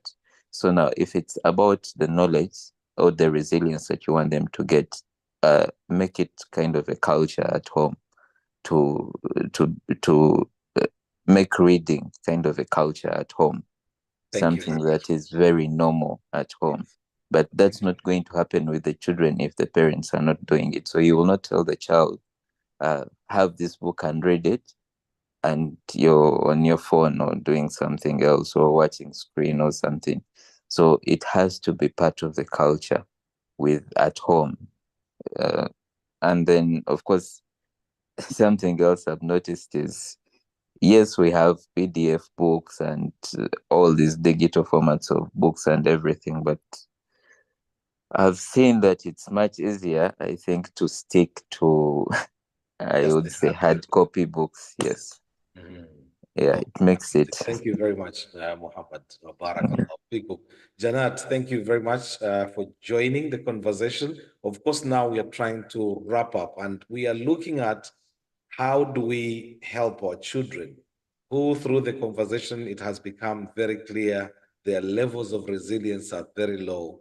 How do we help them become more resilient in terms of being able now even to stand, the current world pressures and so on? Where do we go? And maybe you could start actually with your own personal experience on that. Thank you so much, Brother Kassim. Yeah, I've listened to so many stories, but I'll try to keep it actually deep. Alhamdulillah, I had a very, very great education experience from nursery, pretty much. And I went to some of the best schools in Uganda. What that did for me, I was prepared. My education was like very good. But it actually, attending some of those schools, you learn a lot. I considered myself, I would say, middle class, somewhere there. So in some of those schools, I saw students and, with their parents having all these very big jobs and all of that. And for me, as a child, that I felt like I needed to be like some of those kids. And the reason I'm bringing that, it just pushed me as a person to grow up and make money because I was seeing all these very, very super, super rich. So that drove my zeal. And from a very young age, I wanted to work in banking, all those professions that bring money. Now, when it comes to my children here, I push them. It's like, that is something that I don't even negotiate too much. But there are some, I advise them to do what they want to do. I don't enforce. I don't force my kind of like my professional things on them. If you want to become this, you become that. But there are some professions that I wouldn't necessarily encourage my children to do. You can't be telling me, but I want to be an influencer. Influencer of what? some of these things are evolving. Today, you know, that TikTok and all of that they're doing well. I prefer to steer my children into the profession, into the traditional, traditional what? The courses or the traditional courses, you know, things that we did in Makerere. Gendo Kolebsawo, lawyer, a teacher, those ones is where I want to be. And like, this is, you know, for me, this is where I want to go. But having said that, I don't force them. For instance, I have one of my sons and very, very good in sciences, extremely good. And we really said, oh, you can become a doctor, you can make money and all of that. And the boy said, no, I'm not going to become a doctor. And he went into business. So, I mean, that is where he wanted to go. So that is the thing that I encourage my kids, but I don't force them. Now, when it comes to the education system itself in the West, I would say our education, like everyone else, our education system in Uganda prepared us, no matter where you went, you didn't have to go to the best of schools. I think we got very, very, I've seen people who went to village schools and they come here and they actually did very well in the universities. So there was something very good about our education system.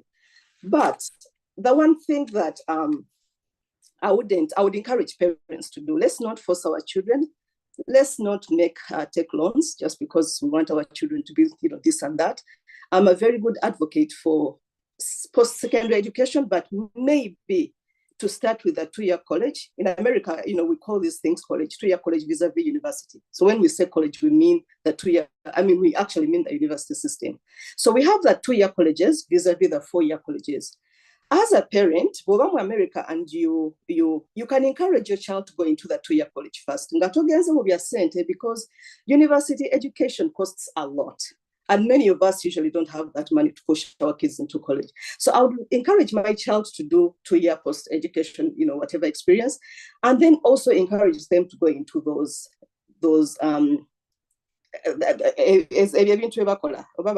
like being a plumber, electrician, or all of that. Yes. Because they can go into those things, then you know, they're not borrowing so much money. And then, of course, there are some many of us go into healthcare and all of that. Maybe we actually totally forget about what we did in the past. Yeah. That is something very good that has worked very well in our communities. But bottom line, I want to have an education very practical for where you're living. The previous speaker, I did agriculture in Uganda, but I'm ending up being a financial, accountant or something.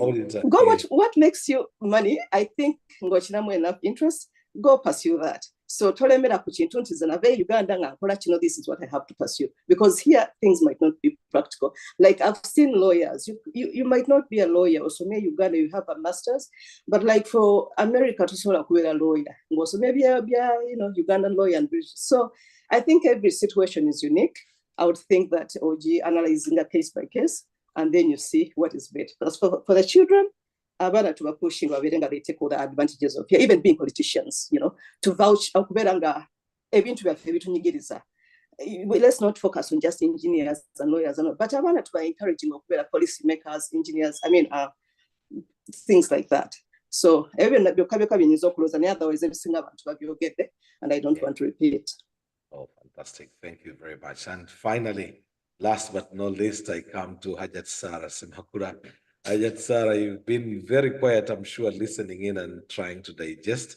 iPhone Summer is unavailable, and so is, I think, Mariam, who says, I think she's at work or came late. Thank you to everyone who contributed to this good topic. Hajat Sarah, assalamu alaikum wa rahmatullahi wa barakatuh.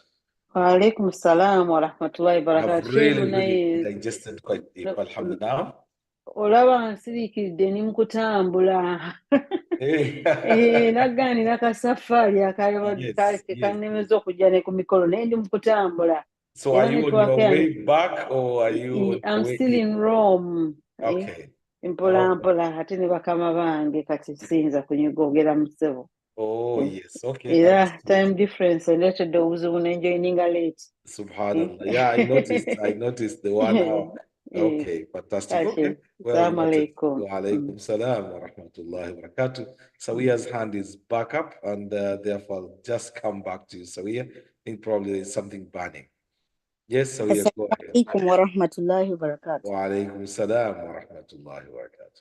Now, I want to talk about the education system here regarding going to grammar schools and 11+ and putting children under pressure. Because as a parent who has experienced this, I would advise parents who are listening on in, who have just been told by other parents that, you need to train your child for 11 plus to go to a grammar school and all that, everything. Now, if you've heard about grammar schools, which are ideally would be the best secondary schools, as you're talking about, oh my God, those children are like on top. Not necessarily. As a parent, I'm advising every parent, your children. There are children who work well under pressure. There are children who just freeze when you put them under pressure. Now, grammar schools, training your child to go to a grammar school, what are you going to achieve? If your child can't push themselves to do well, grammar school is for them. Grammar school is not for every bright child, every clever child. My child is too bright. My child is academically excellent to go to, so I think they should go to a grammar school. Grammar school is not necessarily for every not even intelligent, I don't know, academically excellent performers, because some children perform well under pressure and other children don't. Your child could go through a comprehensive school and really, really perform well. Look at your children, observe your children, what's best for your children. Some of the children, social skills are more important to them than just academics. They excel among friends, like when they have friends. Other children don't want, friendship doesn't mean a lot to them. And therefore to them, it's just books. I'm talking from experience, and that's an advice I'm giving parents who are listening on in. Know your children, understand your children, and choose what's best for your child. And then support them. Brilliant. Well noted. Issa Makumbi, maybe as we wrap up now. I think I disagree with some people who say that shouldn't put your children under pressure to do some work. I disagree with some parents who say that shouldn't be put under pressure to do some work. I think I've gone to some of the interviews. When you finish doing the interview, ask you, can you work under pressure? If you say no, they will not take you. For us, when we were studying in Uganda, the competition was so high, whereby I had to do a lot of work to put yourself under extreme pressure to go through the net to proceed. We did O level. To go to A level, there are few schools that had the facilities. You had to work hard to go to those, to be one of those to go into the HSC. And if you're going to the university, we had those opportunities, but it was not easy. It was working extremely hard to skim through. When we say that my children wouldn't like put my children under pressure, I think you are doing disservice to a child. In any world, especially in Britain or America, wherever it is, you have to work harder than the rest, or they work harder than the whites before you could fill in those gaps, or before they could take you on. If you are going for a job, there's someone to be taken on with your life is not white. You have to be extremely better or do better than them before you could go and get those jobs. If you put them in those lifestyle that you shouldn't be under pressure, you are doing disservice to our children. They won't go anywhere. Teach them, it's difficult, but pressure is part of the game. That's one of my comments. Noted. Thank you very much. So one last person, Mastura, are you there? I think I'll pick between Mastura. Sorry, Dr. Kassim. Sawia, are you responding to the comprehensive versus grammar? Yeah, first of all, before I even go there, I don't know, my brother Issa Makumbi, whether you've put your children, the pressure I'm talking about here, first of all, it's the pressure to go into the grammar school itself, like doing the 11 plus to go into the grammar school. Children, one of them went to the grammar school. He went to two of them went to grammar schools. Two of them, yeah. And all your children, you can look at your children. My children did as well, but I can advise the parents differently. the pressure we are talking about, not every child, some children go to grammar schools and actually stop excelling because everyone in grammar school is expected to do well. So the support is not as good. Whereas if your child is academically able and they go to a comprehensive school, now this is their cream. The person who asked the difference about comprehensive and grammar schools are selective schools. We are talking about when children are going to secondary school in Uganda, obviously they do their PLE, the primary living exams. Now, the children who have overachieved, like they've got the 4s, they've got the 5s, will go to certain schools. And other children who have got the 8s or maybe the 2nd grade will not be admitted in these schools. Now, this is kind of the grammar schools we are talking about here. Grammar schools are the kind of schools that are taking, because they are selective schools. You do special exams to get into grammar schools. Children are put under pressure to work on. Yes, your child could be able and they would be willing. You have to tell them. There'll be tears, obviously. Like me, if my child tells me I want to do ABC, you have to go into it with both your feet. You're not going to put one foot in and one foot out. I'll support you and I'll make you do it because you wanted to do it. So that's the difference between comprehensive schools and non-selective. You don't have to do special exams to go in. They're very, very good comprehensive schools, which actually support some children and they excel. They do really, really well than some grammar schools. My children, my 2 boys have both gone through grammar schools, and I know what I'm not saying my brother Issa doesn't know what he's talking about. He does. But I can give another aspect of it as well. They did well, but obviously there were some things to learn. It comes at a price. That there's some children who push themselves. They're okay. They push themselves. And there are some children who are very smart, but they can get away with minimal. Right. Okay. Thank you very much. Well, I think we've come to the end of tonight's show. Oh my God. Mawia Mahajatrema says a girl committed suicide and left a note for the parents that she couldn't perform to their expectations. This was in a grammar school. So Sawia's point is definitely valid in that sense. But I think Issa Makumbi also had a point. You want to push them. It's the encouragement that we want, the resilience that you're trying to push in, but at the same time, it has to be balanced now with the amount of pressure that comes with that. I think it's Habiba who says, I have not understood the difference. I will Google. So, okay, that's fine. Thank you very much for tonight. 17 minutes past 10 o'clock. Oh my God, it's pretty late elsewhere, especially now with the time changes. We'll try and hopefully be able to adjust, inshallah. By next week, you'll have all been used to the new clocks. And I think in the US as well, by next week, they'll be changing their clocks as well. Thank you very much for keeping it here. Program has come. Let's talk with me, Kassim Kayira. We are live on 75 W Radio, live on Ummah, connected on YouTube, on Facebook, and on Zoom. Remember, if you have any topic that you would like us to discuss, please flag it so that it allows us a bit of time to sort of do a bit of research, background research on it, and then we can have a conversation about it. It's what is making a difference. I think coming into these conversations, you don't live the same way. You hear these experiences. Sometimes we even just reminisce on the past, the things that we went through, the times that we had, and then probably out of that, look to a future that we would want. Definitely with the education, a lot has changed. So many professions are coming up.